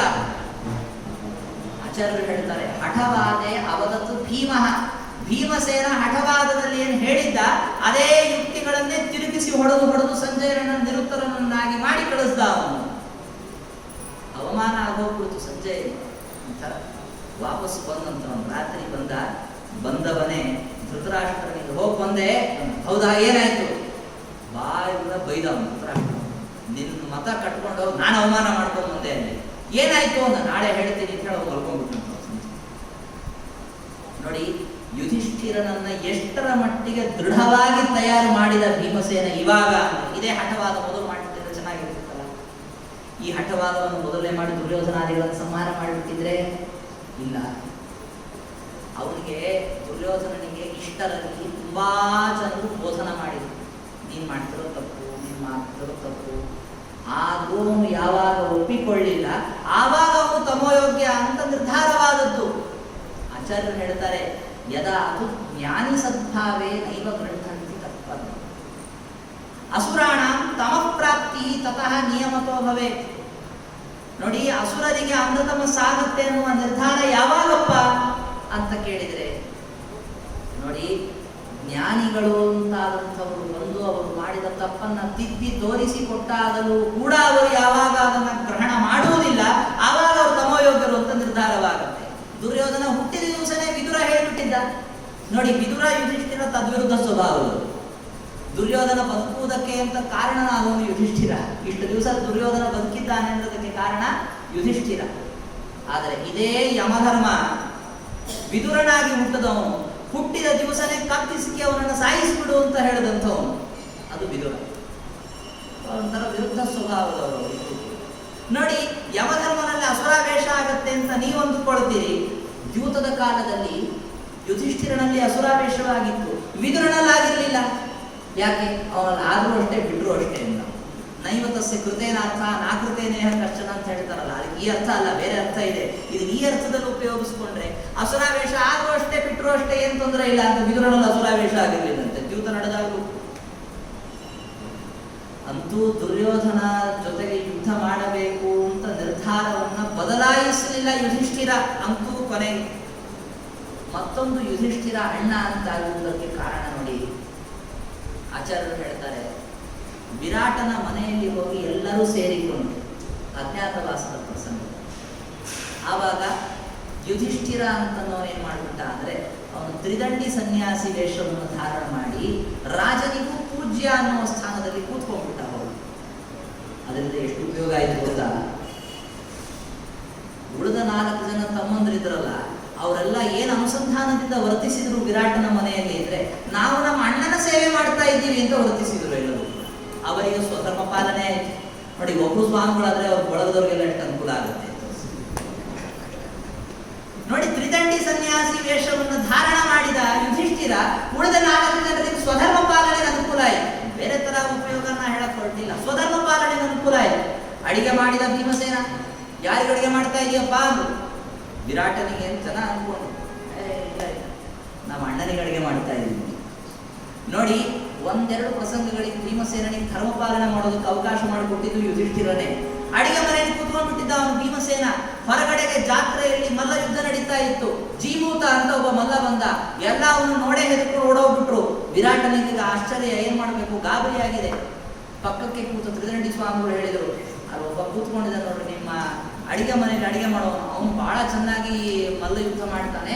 ನಾನು ಯುಧಿಷ್ಠಿರ ಮನೆಯಲ್ಲಿ ನೋಡಿದ್ದೆ, ಅವನನ್ನು ಕರೆಸಿ, ಅವನು ತುಂಬಾ ಚೆನ್ನಾಗಿ ಯುದ್ಧ ಮಾಡ್ತಾನೆ. ಬಂದ ಇವನು ಅಡಿಗೆ ಮಾಡ್ತಾ ಇದ್ದ ಅಂತ ಕಾಣಿಸ್ತದೆ, ಸ್ವಲ್ಪ ಮಾಡ್ತಾ ಇದ್ದ, ಕೈ ಒರೆಸ್ಕೊಂಡು ಅದೇ ಕಪ್ಪು ಬಟ್ಟೆ ಅವ್ನು ಬಂದ ಅವನು ಯುದ್ಧಕ್ಕೆ ಅಂತ ಬಂದ. ಏನಪ್ಪಾ ಯುದ್ಧ ಮಾಡ್ತೀಯ ಈ ಜೀಮೂತನ ಜೊತೆಗೆ ಅಂತ ಹೇಳಿದಾಗ, ಯುಧಿಷ್ಠಿರನ ಪ್ರಸಾದದಿಂದ ನಾನು ಯುದ್ಧ ಮಾಡ್ತೀನಿ. ಅವನಿಗೊಬ್ಬನಿಗೆ ಗೊತ್ತಾಗಿದೆ, ಯುಧಿಷ್ಠಿರನ ನನ್ನೇ ಬೈತಾ ಇದ್ದಾನೆ, ಯುದ್ಧ ಮಾಡೋದು ಬಿಡೋದೇ ದೊಡ್ಡದಪ್ಪ, ನಮ್ಮ ಅಣ್ಣ ಈ ಸರಿ ಬಿಟ್ಟಿದ್ದಾನೆ, ಅವನ ಪ್ರಸಾದ, ಅವನ ಅನುಗ್ರಹ, ನಾನು ಯುದ್ಧ ಮಾಡ್ತಾ ಇದ್ದೀನಿ. ಇದು ತಮಾಷೆ. ವಾಸ್ತವಿಕವಾಗಿ ಅದರ ಅರ್ಥವನ್ನು ಆಚಾರ್ಯರು ಹೇಳ್ತಾರೆ, ಯುಧಿಷ್ಠಿರ ಸ್ಥಿತನಾಗಿ ಯುಧಿಷ್ಠಿರ ಅಂತ ಶಬ್ದದಿಂದ ಕರೆಸಿಕೊಂಡವನು ದೇವರು ಪ್ರೇರಣೆ ಮಾಡಿದಾನೆ, ಇಲ್ಲೇ ನಮ್ಮ ಅಣ್ಣ ಯುದ್ಧ ಮಾಡಿ ಬಿಡೋಣ ಅಂತ. ಯಾಕೆಂದ್ರೆ ಯುದ್ಧ ಮಾಡ್ಲಿಕ್ಕೆ ಅಂತ ಹೋದ್ರೆ ಅದು ಅಜ್ಞಾತವಾಸದ ಕಾಲದಲ್ಲಿ. ಈಗಿನ್ನು ಶುರುವಾಗಿದೆ, 4 ತಿಂಗಳಾಗಿತ್ತಷ್ಟೇ. ಆವಾಗ ಜೀಮೂತ ಯುದ್ಧಕ್ಕೆ ಅಂತ ಬಂದಾಗ, ಇಂತಹ ಜೀಮೂತನೆಂಬ ಪ್ರಬಲನಾದ ಮಲ್ಲನನ್ನು ಸಂಹಾರ ಮಾಡಿದ್ರೆ ಯಾರು ಅಂತ ವಿಚಾರ ಮಾಡ್ಕೊಂಡು ದುರ್ಯೋಧನ ಹಿಡ್ಕೊಂಡ್ಬಿಟ್ಟ. ಕೆಲಸಗಳನ್ನು ಮಾಡುವ ನಮ್ಮ ಅಣ್ಣನ ಕೆಲಸ ಅಲ್ಲ ಇದು, ಅವರೊಳಗೆ ದೇವರು ಪ್ರೇರಣೆ ಮಾಡಿದ್ದಾನೆ. ಹೀಗಾಗಿ ದೇವರ ಅನುಗ್ರಹದಿಂದ ಅವನು ಹೇಳಿದ ಪ್ರಸಾದ. ಜನ ಏನು ಅನ್ಕೊಂಡ್ಬಿಟ್ರು, ಯುಧಿಷ್ಠಿರನ ಮನೆಯಲ್ಲಿ ಕೆಲಸ ಮಾಡಿದ್ದ ಇವನು, ಅಡಿಗೆ ಮಾಡ್ಕೊಂಡಿದ್ದ, ಅವತ್ತು ಯುಧಿಷ್ಠಿರ ಹಾಕಿದ ಊಟ ಇನ್ನೂ ಅವನಿಗೆ ನೆನಪಿದೆ, ಅದನ್ನ ಹೇಳ್ತಾ ಇದ್ದಾನ ಅವನು. ನನ್ನೇ ಬೈತಾ ಇದ್ದಾನೆ ಅಂತ ಗೊತ್ತಾಗ್ತಾ ಇದ್ದ ಅವನಿಗೆ ಯುಧಿಷ್ಠಿರನಿಗೆ. ಇದೊಂದು ಅವಕಾಶ ಮಾಡಿಕೊಟ್ಟಿದ್ದ ಅವನಿಗೆ. ಇದೇ ಇಲ್ಲ ಅವಕಾಶ ಮಾಡಿಕೊಟ್ಟವನು ಕೀಚಕನನ್ನು ಸಂಹಾರ ಮಾಡೋದಕ್ಕೆ ಅಂತ ಒಂದು ಮರ ಇತ್ತು, ಆ ಮರ ನೋಡ್ತಾ ಇದ್ದ ಅವನು ಭೀಮಸೇನ. ಆವಾಗ ಯುಧಿಷ್ಠಿರ ಹೇಳಿದ, ನೋಡಪ್ಪ ಅದು ಹೇಗೆ ಅಂತಂದ್ರೆ ಗೋಪ್ಯವಾದ ಮಾತಿನಲ್ಲಿ ಹೇಳಿದ, ಬಹಳ ಸುಂದರವಾಗಿ. ಭೀಮಸೇನ ಅಡಿಗೆ ಮಾಡೋನು ನಿಂತ್ಕೊಂಡಿದ್ದಾನೆ, ಕೀಚಕ ದ್ರೌಪದಿಯನ್ನು ಒದ್ದಿದ್ದಾನೆ, ಅವಳು ಕೆಳಗೆ ಬಿದ್ದಿದ್ದಾಳೆ, ಅವಳಿಗೆ ಅವಮಾನವಾಗಿದೆ. ಭೀಮಸೇನ ಕೀಚಕನನ್ನು ಅಲ್ಲೇ ಬಡಿದು ಬಿಡಬೇಕು ಅಂತ ಹೊರಟಿದ್ದಾನೆ. ಈ ತ್ರಿದಂಡಿ ಸನ್ಯಾಸಿಗಳು ಹೇಳಿದರು, ಎಂದಿಗೂ ನೋಡಪ್ಪ, ನಾವು ಯಾವ ಮರದ ನೆರಳನ್ನು ತಗೊಂಡಿರ್ತೀವಿ ಆ ಮರದ ಎಲೆಯನ್ನು ಕತ್ತರಿಸ್ಲಿಕ್ಕೆ ಹೋಗ್ಬಾರ್ದು. ನಿನಗೆ ಅಷ್ಟೇನಾದ್ರೂ ಅಡಿಗೆ ಮಾಡೋದಕ್ಕೆ ಅಂತ ಕಟ್ಟಿಗೆ ಬೇಕು ಅಂದ್ರೆ ಹೋಗಿ ಕಾಡಲ್ಲಿ ಬೇಕಾದಷ್ಟು ಒಣಗಿದ ಕಟ್ಟಿಗೆಗಳಿರುತ್ತೆ, ಅಲ್ಲಿ ತಗೋಬಹುದಲ್ಲ. ಈ ಮರಗಳನ್ನ ಯಾಕೆ ಕತ್ತರಿಸ್ತೀಯ? ಜನ ಏನು ಅಪ್ರಸ್ತುತ ಅನ್ಬೋದಲ್ಲ, ಅಪ್ರಸ್ತುತ ಪ್ರಸಂಗ ಅಂತ ಬಂದಿರ್ತಾವ ನೋಡ್ರಿ, ಆ ತರ ಸಂಬಂಧವೇ ಇಲ್ಲ. ದ್ರೌಪದಿಗೆ ಅವಮಾನ ಆಗ್ತಾ ಇದೆ, ದ್ರೌಪದಿಯನ್ನ ಒದ್ದಿರೋದು, ಅವಳು ಕೆಳಗೆ ಬಿದ್ದಿದ್ದಾಳೆ, ಅವಳಿಗೆ ಅವಮಾನ ಆದ ಸಂದರ್ಭದಲ್ಲಿ ಇವನಿಗೆ ಈ ತರ ಹೇಳಿದ್ದು. ಅವನು ಹೇಳಿದ್ದು, ಒಂದು ಬೆಳೆದು ನಿಂತ ಮರ ಅಂದ್ರೆ ವಿರಾಟ ರಾಜ, ಆ ವಿರಾಟ ರಾಜನ ನೆರಳಲ್ಲಿ ನಾವಿದ್ದೇವೆ, ಅವನ ಒಂದು ಎಲೆ ಇದ್ದ ಹಾಗೆ ಇವನು ಕೀಚಕ ಒಬ್ಬ, ಒಂದು ಎಲೆನೂ ಕಿತ್ತಬಾರದು ಅನ್ನುವಾಗ ಒಂಥರ ಬೇರಿದ್ದಾಗುಂಟು ಇಟ್ಕೊಂಡ್ಬಿಡಿ ಪಾಪ ಅವನಿಗೆ. ಕೀಚಕ ಸಂಹಾರ ಆಗೋಗ್ಬಿಟ್ರೆ ಅವನ ಗತಿ ಅದಕ್ಕೆ ಮಾಡಬೇಡ. ಅಷ್ಟು ಮಿಕ್ಕಿ ನಿನಗೆ ಅವರನ್ನು ಸಂಹಾರ ಮಾಡಬೇಕು ಅಂತಿದ್ರೆ ಊರು ಹೊರ ಹೋಗಿ ಸಂಹಾರ ಮಾಡು, ಇಲ್ಲಿ ಅವರಿಗೆ ಗೊತ್ತಾಗುವಂತೆ ಮಾಡಬೇಡ. ಈ ತರಹ ಹೇಳಿಕೊಂಡು ಕೀಚಕನನ್ನು ಸ್ವಲ್ಪ ದಿವಸ ಉಳಿಸಿದ. ಸ್ವಲ್ಪ ದಿವಸ ಏನು, 2 ದಿವಸ ಉಳಿದಕ್ಕೆ ಕಾರಣ ಆಯಿತು. ಅನಂತರದಲ್ಲಿ ಇವರು ಗಂಡ ಹೆಂಡತಿ ವಿಚಾರ ಮಾಡಿದ್ರು, ಪ್ರತಿಯೊಂದಕ್ಕೂ ಅನುಮತಿ ಕೇಳ್ತಾ ಕೂತ್ರೆ ಇವನು ಬೇಡ ಅಂತಾನೆ. ಮಾಡಿದ್ರೆ ಹೋಗಿ ಹೇಳಿದ್ರೆ ಅಭ್ಯನುಜ್ಞೆ ಅಂತ ಹೋಲಿಗಳು. ಈ ಮಂತ್ರಗಳು ಕೆಲವು ಇರ್ತಾವೆ, ಆ ಮಂತ್ರಣ ಅನುಮಂತ್ರಣ ಅಂತ. ಕ್ರಿಯೆಯನ್ನು ಮಾಡುವ ಕಾಲದಲ್ಲಿ ಹೇಳುವಂಥ ಮಂತ್ರ ಬೇರೆ, ಕ್ರಿಯೆ ಮುಗಿದ ಮೇಲೆ ಹೇಳುವ ಮಂತ್ರ ಅಂತ ಅನುಮಂತ್ರಣ ಮಂತ್ರಗಳು ಅಂತಿರ್ತಾವೆ. ಹಾಗೆ ಮಾಡಿದ್ರೆ ಹೌದಾ ಒಳ್ಳೆಯದಾಯ್ತು ಅಂತ, ಮಾಡೋಕ್ಕಿಂತ ಮುಂಚೆ ಹೋಗಿ ಕೇಳಿದ್ರೆ ಬೇಡ ಅಂತಾರೆ. ಅದು ಕೆಲವು ವಿಚಾರ ಮಾಡಿಬಿಟ್ಟು ಆಮೇಲೆ ಹೇಳ್ಬಿಡೋದು ಒಳ್ಳೇದು, ಮುಂದೆ ಹೇಳಲಿಕ್ಕೆ ಹೋಗಬಾರ್ದು. ಕೆಲವು ಯುಧಿಷ್ಠಿರ ಅವರನ್ನು ಹೋಗಿ ಕೇಳಿ ಕೀಚಕನ ಸಂಹಾರ ಮಾಡಬಹುದಾ ಅಂದ್ರೆ ಬೇಡ ಅಂತಾರೆ. ಅದಕ್ಕೆ ಹೇಳದೇನೆ ಕೀಚಕನ ಸಂಹಾರ ಮಾಡಿ ಮುಗಿಸ್ಬಿಟ್ರು ಗಂಡ ಹೆಂಡತಿ ಕೂಸೆ. ಆಮೇಲೆ ಇವನಿಗೆ ಗೊತ್ತಾಗಿರತ್ತೆ ಇವರೇ ಮಾಡಿದ್ದು. ಯುಧಿಷ್ಠಿರ ಹಾಗೆಲ್ಲ ನಾವು ತಿಳಿದುಕೊಂಡಂತೆ ಅಲ್ಲ, ಅವನಿಗೆ ಯಾರು ಯಾವ ಕೆಲಸ ಮಾಡಿದ್ದಾರೆ ಅನ್ನೋದನ್ನು ಚೆನ್ನಾಗಿ ನಿರ್ಧರಿಸಲಿಕ್ಕೆ ಬರ್ತಾ ಇತ್ತು. ತಮ್ಮಂದಿರ ಮೇಲೆ ಅಷ್ಟೇ ಅಭಿಮಾನ ಇತ್ತು. ನೋಡಿ, ಅದೇ ವಿರಾಟ ಹೋಗ್ಬಿಟ್ಟು ನನ್ನ ಮಗ ಉತ್ತರ ಕುಮಾರನೇ ಎಲ್ಲ ಕೌರವರನ್ನು ಗೆದ್ದು ಬಿಟ್ಟಿದ್ದಾನೆ ಅನ್ಕೊಂಡ್ಬಿಟ್ಟಿದ್ದ. ಹೇಳಿದ್ರು ಬಂದು ಉತ್ತರ ಕುಮಾರ ಗೆದ್ದಿದ್ದಾನೆ ಅಂತ, ನಂಬಿಬಿಟ್ಟ ಅವನು ವಿರಾಟ ರಾಜ. ಅರ್ಜುನ ಮೊದಲೇ ಹೇಳಿದ್ದ, ನೋಡುವ ನೀನು ಮನೆಗೆ ಹೋದ್ಮೇಲೆ ನಾನೇ ಗೆದ್ದಿದ್ದು ಅಂತ ಹೇಳ್ಕೊಂಡ್ಬಿಡೋದು ಸತ್ಯಕ್ಕೆ. ಅವನು ಉತ್ತರ ಕುಮಾರನಿಗೇನು ಅಂದ್ರೆ ನಮ್ಮ ಅಪ್ಪ ನಂಬಬೇಕಲ್ಲ ಅಂತ. ಅದಕ್ಕೆ ಅವನು ಮಾತಾಡ್ತಾನೆ ಏನು ಅಂದ್ರೆ, ತಂದೆ ಅಂತಾದಂಥವನು ಮಗನಲ್ಲಿ ಏನಾದರೂ ಒಂದು ಉತ್ತಮವಾದ ಗುಣ ಇದೆ ಅಂತ ಹೇಳಿಬಿಟ್ರೆ ವಿಚಾರ ಮಾಡದೆ ಸಹಸ ಒಪ್ಕೊಂಡು ಬಿಡ್ತಾನೆ. ಅದು ತಂದೆಯ ಸ್ವಭಾವ, ನೀನು ತಲೆ ಕೆಡಿಸ್ಕೊಬೇಡ ಹೇಳಿ ಒಬ್ಬ ಒಪ್ಕೊಳ್ತಾನೆ. ಹಾಗೆ ಒಪ್ಕೊಂಡ್ಬಿಟ್ಟ ಅವನು ವಿರಾಟ ಗುಣವನ್ನ. ಅದಕ್ಕೆ ಇವನೇ ನಡಬೇಕು ಅಂತೇಳಿ ಯುಧಿಷ್ಠಿರನಿಗೆ, ನಿನ್ನ ಮಗನ ಮೇಲೆ ಅಷ್ಟು ಪ್ರೀತಿ ಇರುವಾಗ ನಾನು ನನ್ನ ಮಕ್ಕಳಂತೆ ಬೆಳೆಸಿದ್ದೀನಿ ಅವ್ರನ್ನೆಲ್ಲ. ಅರ್ಜುನ ಅವನ ಗುಣವನ್ನು ನಾನು ಬಲ್ಲವನಾಗಲಿಕ್ಕೆ ಸಾಧ್ಯ ಇಲ್ಲ. ಅದಕ್ಕೆ ಅವನೇ ಅನ್ಬೇಕು, ಉತ್ತರ ಕುಮಾರ ಗೆದ್ದಿದ್ದಾನೆ ಅಂದ್ರೆ ಆಶ್ಚರ್ಯವೇನ. ಯಾಕೆಂದ್ರೆ ಯಸ್ಯ ಸಾರಥಿ ಬೃಹನ್ನಳ, ಬೃಹನ್ನಳ ಸಾರಥಿ ಆದ ಮೇಲೆ ಗೆಲುವು ನಿಶ್ಚಿತ ಬಿಡ್ರಿ. ಬೃಹನ್ನಳ ಸಾರಥಿ ಆಗೋದಕ್ಕೂ ಅವನು ಗೆಲ್ಲೋದಕ್ಕೆ ಏನು ಸಂಬಂಧ ಅಂತ ಅವನಿಗೆ. ಅದನ್ನು ದ್ವಿತೀಯಂ ತೃತೀಯಂ ಅಂತ ಹೇಳ್ತಾರೆ. ಹಾಗೆ 2 ಸರಿ 3 ಸರಿ ಅದನ್ನ ಹೇಳಿದ ಕೂಡಲೇ ಕೋಪ ಬಂದು ಹೋಯ್ತು ಅವನಿಗೆ. ತಕ್ಷಣ ಎತ್ತಿ ದಾಳವನ್ನ ಅವನಿಗೆ ಬಿಸಾಕಿದ್ದಕ್ಕಾಗಿ ಮೂಗಿನಿಂದ ರಕ್ತ ಬಂತು ಯುಧಿಷ್ಠಿರನಿಗೆ. ಆಗ ತತ್ಕ್ಷಣದಲ್ಲಿ ದ್ರೌಪದಿ ಹೋಗ್ಬಿಟ್ಟಲ್ಲಿರೋ ಪಾತ್ರೆಯನ್ನ ರಕ್ತವನ್ನ ಹಿಡಿದ್ರು, ಪಾತ್ರೆಯಲ್ಲಿ ರಕ್ತವನ್ನು ಹಿಡಿದ್ರು. ಯಾಕೆ? ಆವಾಗ ವಿರಾಟನಿಗೆ ದ್ರೌಪದಿ ಹೇಳ್ತಾಳೆ, ಇವನ ಒಂದು ರಕ್ತ ಬಿಂದು ಏನಾದರೂ ನೆಲದ ಮೇಲೆ ಬಿದ್ದಿದ್ರೆ ನಿನ್ನ ರಾಜ್ಯದಲ್ಲಿ ಎಷ್ಟು ವರ್ಷ ಮಳೆ ಆಗ್ತಾ ಇರಲಿಲ್ಲ ಅನ್ನೋ ಪರಿಸ್ಥಿತಿ, ಒಂದು ಕ್ಷಾಮ ಅದು ಆವರಿಸ್ಕೊಳ್ತೋ ಗೊತ್ತಿಲ್ಲ. ನಾವು 1 ವರ್ಷ ಆಶ್ರಯಿಸಿದ ರಾಜನ ಮನೆಯಲ್ಲಿ ಅನ್ನಗತಿ ಇಲ್ಲ ಅಂತ ಆಗಬಾರ್ದು ಅನ್ನೋ ಕಾರಣ ಹಿಡಿದಿದ್ದೀನಿ ಅಂತ ಹೇಳಿ ಕೂಡ ಗಾಬರಿ ಆಗೋಯ್ತು. ಸುಮ್ಮನಾಗಿದ್ದ. ಯುಧಿಷ್ಠಿರನಿಗಿದ್ದ ತಪಸ್ಸಿನ ಸಾಮರ್ಥ್ಯ ಇದ್ದರು.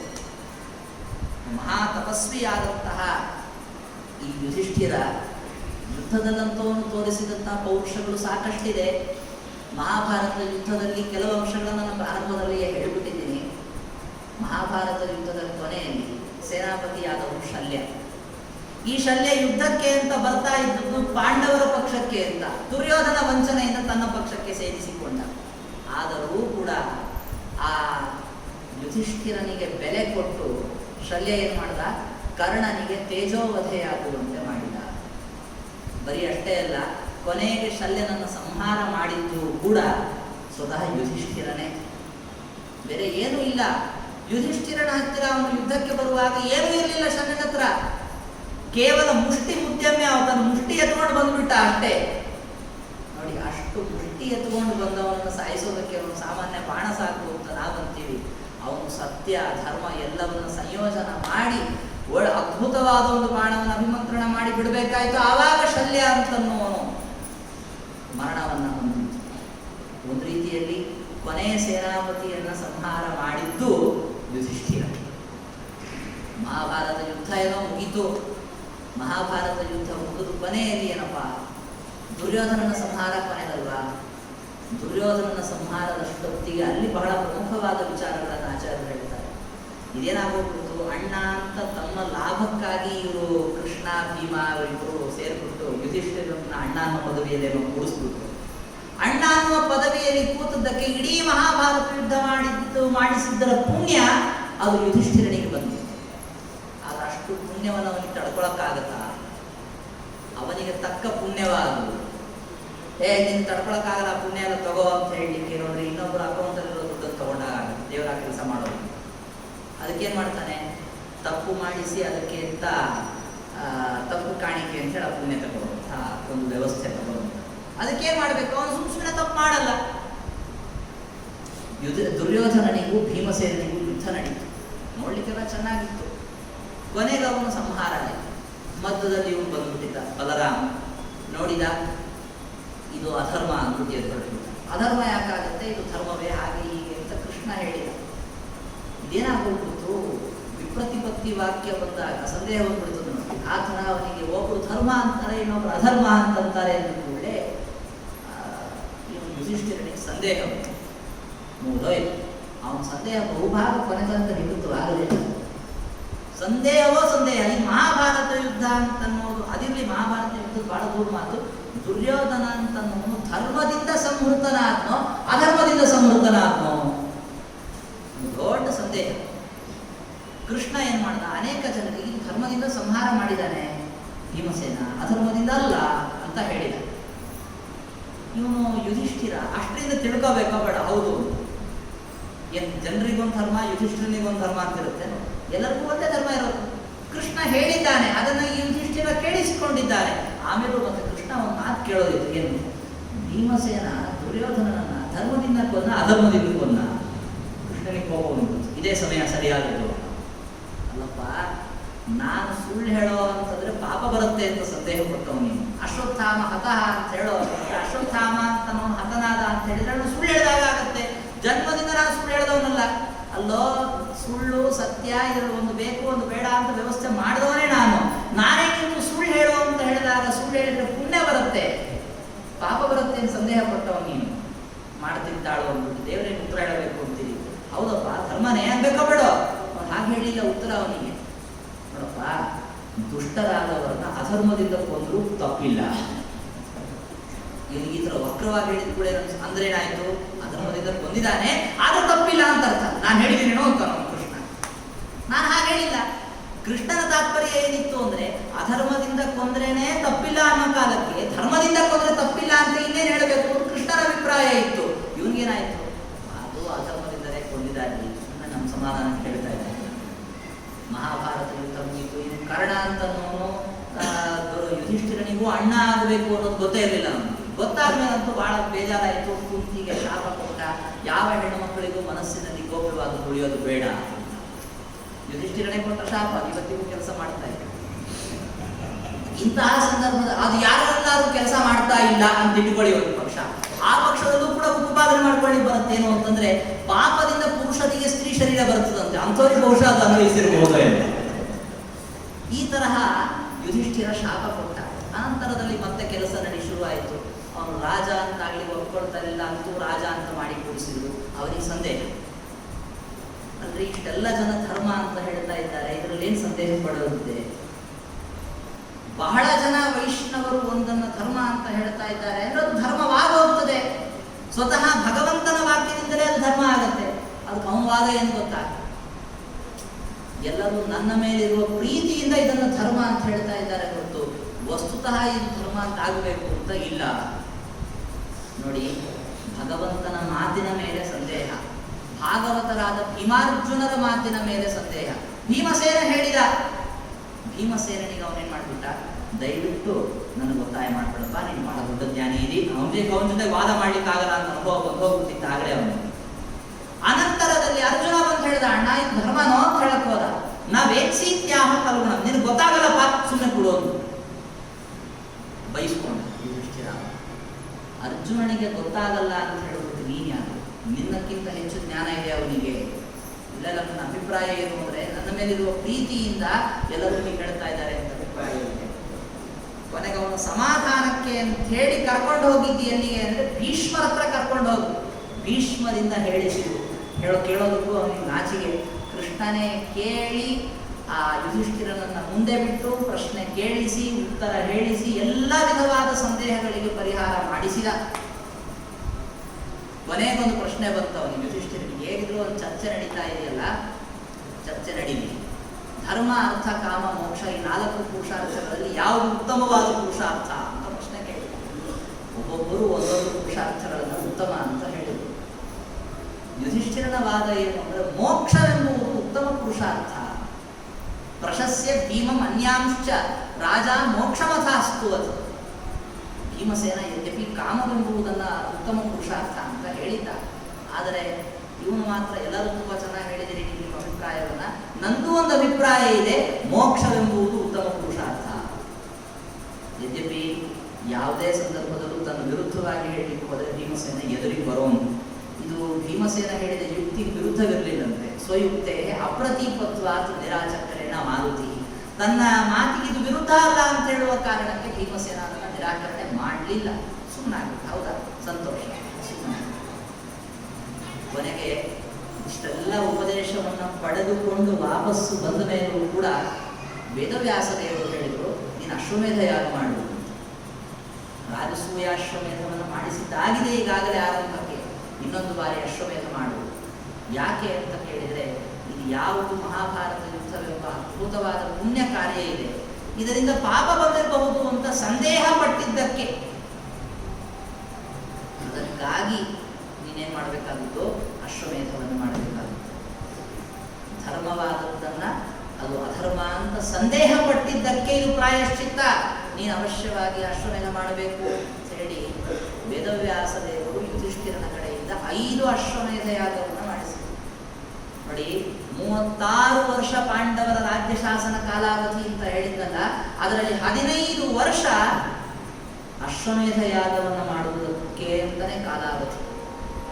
ತದ್ ಯಜ್ಞ ಪಂಚಕಮಜಃ ತ್ರಿಗುಣಾಂಸ ಏಕ್ಯ ಸದ್ದಕ್ಷಿಣಾಂ ಕ್ರತುಪತಿ ನಿಖಿಲಾಂ ಅವಾಪ್ಯ ಅಂತ ಆಚಾರ್ಯರು ಹೇಳ್ತಾರೆ. ಚಕ್ರೆ ಅಶ್ವಮೇಧ ತ್ರಯಮೇಕಮೇಕಂ ಬಹುಸುವರ್ಣಕ ನಾಮಧೇಯಂ. ಯಾಗ ಮಾಡೋದು ದುಡ್ಡಿರ್ಲಿಲ್ಲ ಅಂತ ಅವನು ಯುಧಿಷ್ಠಿರನ ಹತ್ರ. ಆವಾಗ ಹೋಗ್ಬಿಟ್ಟೆಲ್ಲ ರಾಜರ ಹತ್ರ ದುಡ್ಡು ಸಂಗ್ರಹ ಮಾಡೋಣ ಅಂದ್ರೆ ಎಲ್ಲ ಸತ್ತು ಉಳಿದಂಥವ್ರ ಹತ್ರ ದುಡ್ಡಿಸ್ಕೊಳ್ಳೋದಕ್ಕೂ ಕೂಡ ಅವನ ಮನಸ್ಸಿರ್ಲಿಲ್ಲ ಅಂತ. ಅದಕ್ಕೆ ಏನ್ ಮಾಡೋದು? ಮಧ್ಯಮ ದರ್ಜೆಯಿಂದ ಯಾಗ ಮಾಡಬಹುದಾಗಿತ್ತು, ಆದ್ರೆ ಅವನಿಗೆ ಮಧ್ಯಮ ದರ್ಜೆ ಕೆಲಸ ಮಾಡಿ ಯಾವುದು ಗೊತ್ತಿಲ್ಲ. ಅವನು ಮಾಡಿದ್ರೆ ಉತ್ತಮೋತ್ತಮ ಪಕ್ಷವನ್ನೇ ಅವಲಂಬಿಸಿ ಅವನಿಗೆ ಅಭ್ಯಾಸ. ಇದಕ್ಕೆ ವೇದವ್ಯಾಸ ದೇವರು ಅವನಿಗೆ ಪರಮಾನುಗ್ರಹ ಮಾಡಿ ಮೇರು ಪರ್ವತ ಮತ್ತು ಹಿಮಾಲಯ ಪರ್ವತದ ಶೃಂಗಗಳು ಸೇರುವ ಜಾಗದಲ್ಲಿದ್ದ ಬಂಗಾರವನ್ನು 100 ಯೋಜನ ಸುತ್ತಳತೆ ಇದ್ದದನ್ನು ತೆಗೆದುಕೊಟ್ಟು ಅದರಿಂದ ಯಾಗವನ್ನು ಮಾಡಿಸಿದರು. ಯುಧಿಷ್ಠಿರ ಎಂತಹ ದಾನಿ ಇದ್ದ ಅಂದ್ರೆ, ಪಾಂಡವರು ಉಳಿದವರು ಅಂಥವರೇ ಇದ್ದರು. ದ್ರೌಪದಿಯ ಕಂಠದಲ್ಲಿ ಮಾಂಗಲ್ಯ ಒಂದನ್ನ ಬಿಟ್ಟು ಉಳಿದದ್ದೆಲ್ಲವನ್ನ ವೇದವ್ಯಾಸ ದೇವರಿಗೆ ಕೊಟ್ಟು ನಮಸ್ಕಾರ ಮಾಡಿಬಿಡಂತೆ, ಭೂಮಿ ಸಮೇತ. ಇದನ್ನು ನೀವು ನೋಡ್ಕೊಳ್ಳಿ, ನಾವು ಕಾಡಿಗೆ ಹೋಗ್ತೀವಿ, ನಾವಿದ್ದದ್ದೇ ಯಾಕೆ? ಈ ದುರ್ಯೋಧನಾದಿಗಳಿಂದ ಭೂಮಿಯನ್ನು ಪಾರು ಮಾಡೋದು, ಅದಾಯ್ತಲ್ಲ ನಮ್ಮ ಕೆಲಸ, ಇನ್ನು ನಮ್ದೇನಿದೆ, ನಾವು ಹೊರಟೋಗ್ತೀವಿ ಅಂದ್ರು ಅವರು. ನೋಡಿ, ಈಗಾಗಲೇ ಯುಧಿಷ್ಠಿರ ಹೇಗಿದ್ದ, ರಾಜ ಅಂತಾಗಿದ್ದ ಅಷ್ಟೇ. ಅವನಿಗೆ ಪಾಂಡುರಾಜನ ಮನೆಯಲ್ಲಿದ್ದದ್ದು, ರಾಜನಾದ ಪಾಂಡುರಾಜನ ಮನೆಯಲ್ಲಿದ್ದ. ತನ್ನ ಜೊತೆಗೆ ತನ್ನ ಯಾವ ಪತ್ನಿಯರನ್ನು ಇಟ್ಕೊಂಡಿರಲಿಲ್ಲ. ದ್ರೌಪದಿಯನ್ನು ಬಿಟ್ಟುಬಿಟ್ಟಿದ್ದ. ಇನ್ನೊಬ್ಬಳು ಹೆಂಡತಿ ಇದ್ಲು ಅವನಿಗೆ, ಶಿಶುಪಾಲನ ಮಗಳು, ಅವಳಿಗೆ ದೇವಕಿ ಅಂತ ಹೆಸರು. ಒಬ್ಬಳಿದ್ಲು, ಅವಳನ್ನು ದೂರ ಇಟ್ಟುಬಿಟ್ಟಿದ್ದ. ಸನ್ಯಾಸಿಯಂತೆ ಅವನಿಗೆ ವಿರಾಟರಾಜನ ಮನೆಯಲ್ಲಿದ್ದಾಗ ಅಭ್ಯಾಸ ಆಗಿಬಿಟ್ಟಿತ್ತು, ಅದನ್ನೇ ಮುಂದುವರಿಸಿಬಿಟ್ಟ. ಅವನು ಸನ್ಯಾಸಿಯಂತೆ ಜೀವನವನ್ನು ನಡೆಸಿದ. ಪ್ರತಿ ದಿವಸವೂ ಕೂಡ ಏನು ಅಂದರೆ, ಗೋಮಯದಲ್ಲಿ ಬಂದ ಧಾನ್ಯವನ್ನೇ ಉಪಯೋಗಿಸ್ಕೊಂಡು ಅದರಿಂದ ಆಹಾರವನ್ನು ಮಾಡ್ಕೊಂಡು ಪ್ರತಿ ದಿವಸ ಆಗಲ್ಲ ಒಂದಲ್ಲ ಒಂದು ವ್ರತ ನಿಯಮ ಉಪವಾಸ ಅನ್ಕೊಂಡು ಕೂತ್ಕೊಂಡಿರ್ತಾ ಇದ್ದ. ಈ ತರಹದ ಜೀವನವನ್ನು ನಡೆಸುವವನಿಗೆ ರಾಜ್ಯದಲ್ಲೇನೋ ಕಾಡಲ್ಲಿ ಮನೆಗೆ ವೇದವ್ಯಾಸ ದೇವರಿಂದ ನೀವೇ ರಾಜ್ಯ ಶಾಸನವನ್ನು ಮಾಡಬೇಕು ಅಂತ ಒತ್ತಾಯ ಮಾಡಿದ್ದಕ್ಕೆ ಪುನಃ ರಾಜ್ಯ ಶಾಸನವನ್ನು ಮಾಡಲಿಕ್ಕೆ ಶುರು ಮಾಡಿದ ಯುಧಿಷ್ಠಿರ. ಅವನ ರಾಜ್ಯ ಶಾಸನದಲ್ಲಿ ಎಷ್ಟು ಧರ್ಮದಲ್ಲಿ ಅವನು ಜಾಗೃತನಾಗಿದ್ದ ಅಂತ ನೋಡಿ. ಭೀಮಸೇನ ಮತ್ತೆ ಕಲಿಸಿದ ಪಾಠ ಅವನಿಗೆ. ಒಬ್ಬ ಬಂದ ಬ್ರಾಹ್ಮಣ ಸಂಜೆ ಹೊತ್ತಿಗೆ, ನನಗೆ ಯಜ್ಞ ಮಾಡೋದಕ್ಕೆ ದುಡ್ಡು ಬೇಕು ಅಂತ. ಮಹಾಭಾರತದಲ್ಲಿ ಸಿಗೋದಿಲ್ಲ ನಮಗಿದು ಕಥೆ, ಆಚಾರ್ಯರು ತಾತ್ಪರ್ಯ ನಿರ್ಣಯದಲ್ಲಿ ಕೊಡ್ತಾರೆ. ಯುಧಿಷ್ಠಿರ ಹೇಳಿದ, ನಾಳೆ ಬನ್ನಿ ಕೊಡ್ತೀನಿ, ಎಲ್ಲ ಕೋಶವನ್ನು ಮುಚ್ಚಿಬಿಟ್ಟಿದ್ದಾರೆ ಅಂತ. ಭೀಮಸೇನನ ಹತ್ರ ಹೋಗಿ ಹೇಳಿದಂತ ಬ್ರಾಹ್ಮಣ. ಭೀಮಸೇನ ತನ್ನ ಕೈಯಲ್ಲಿದ್ದ ಅಮೂಲ್ಯವಾದ ಕಡಗವನ್ನು ಕೊಟ್ಟು ಕಳಿಸಿ ನಗಾರೆ ಬಾರಿಸಿದ. ಯಾಕೆ?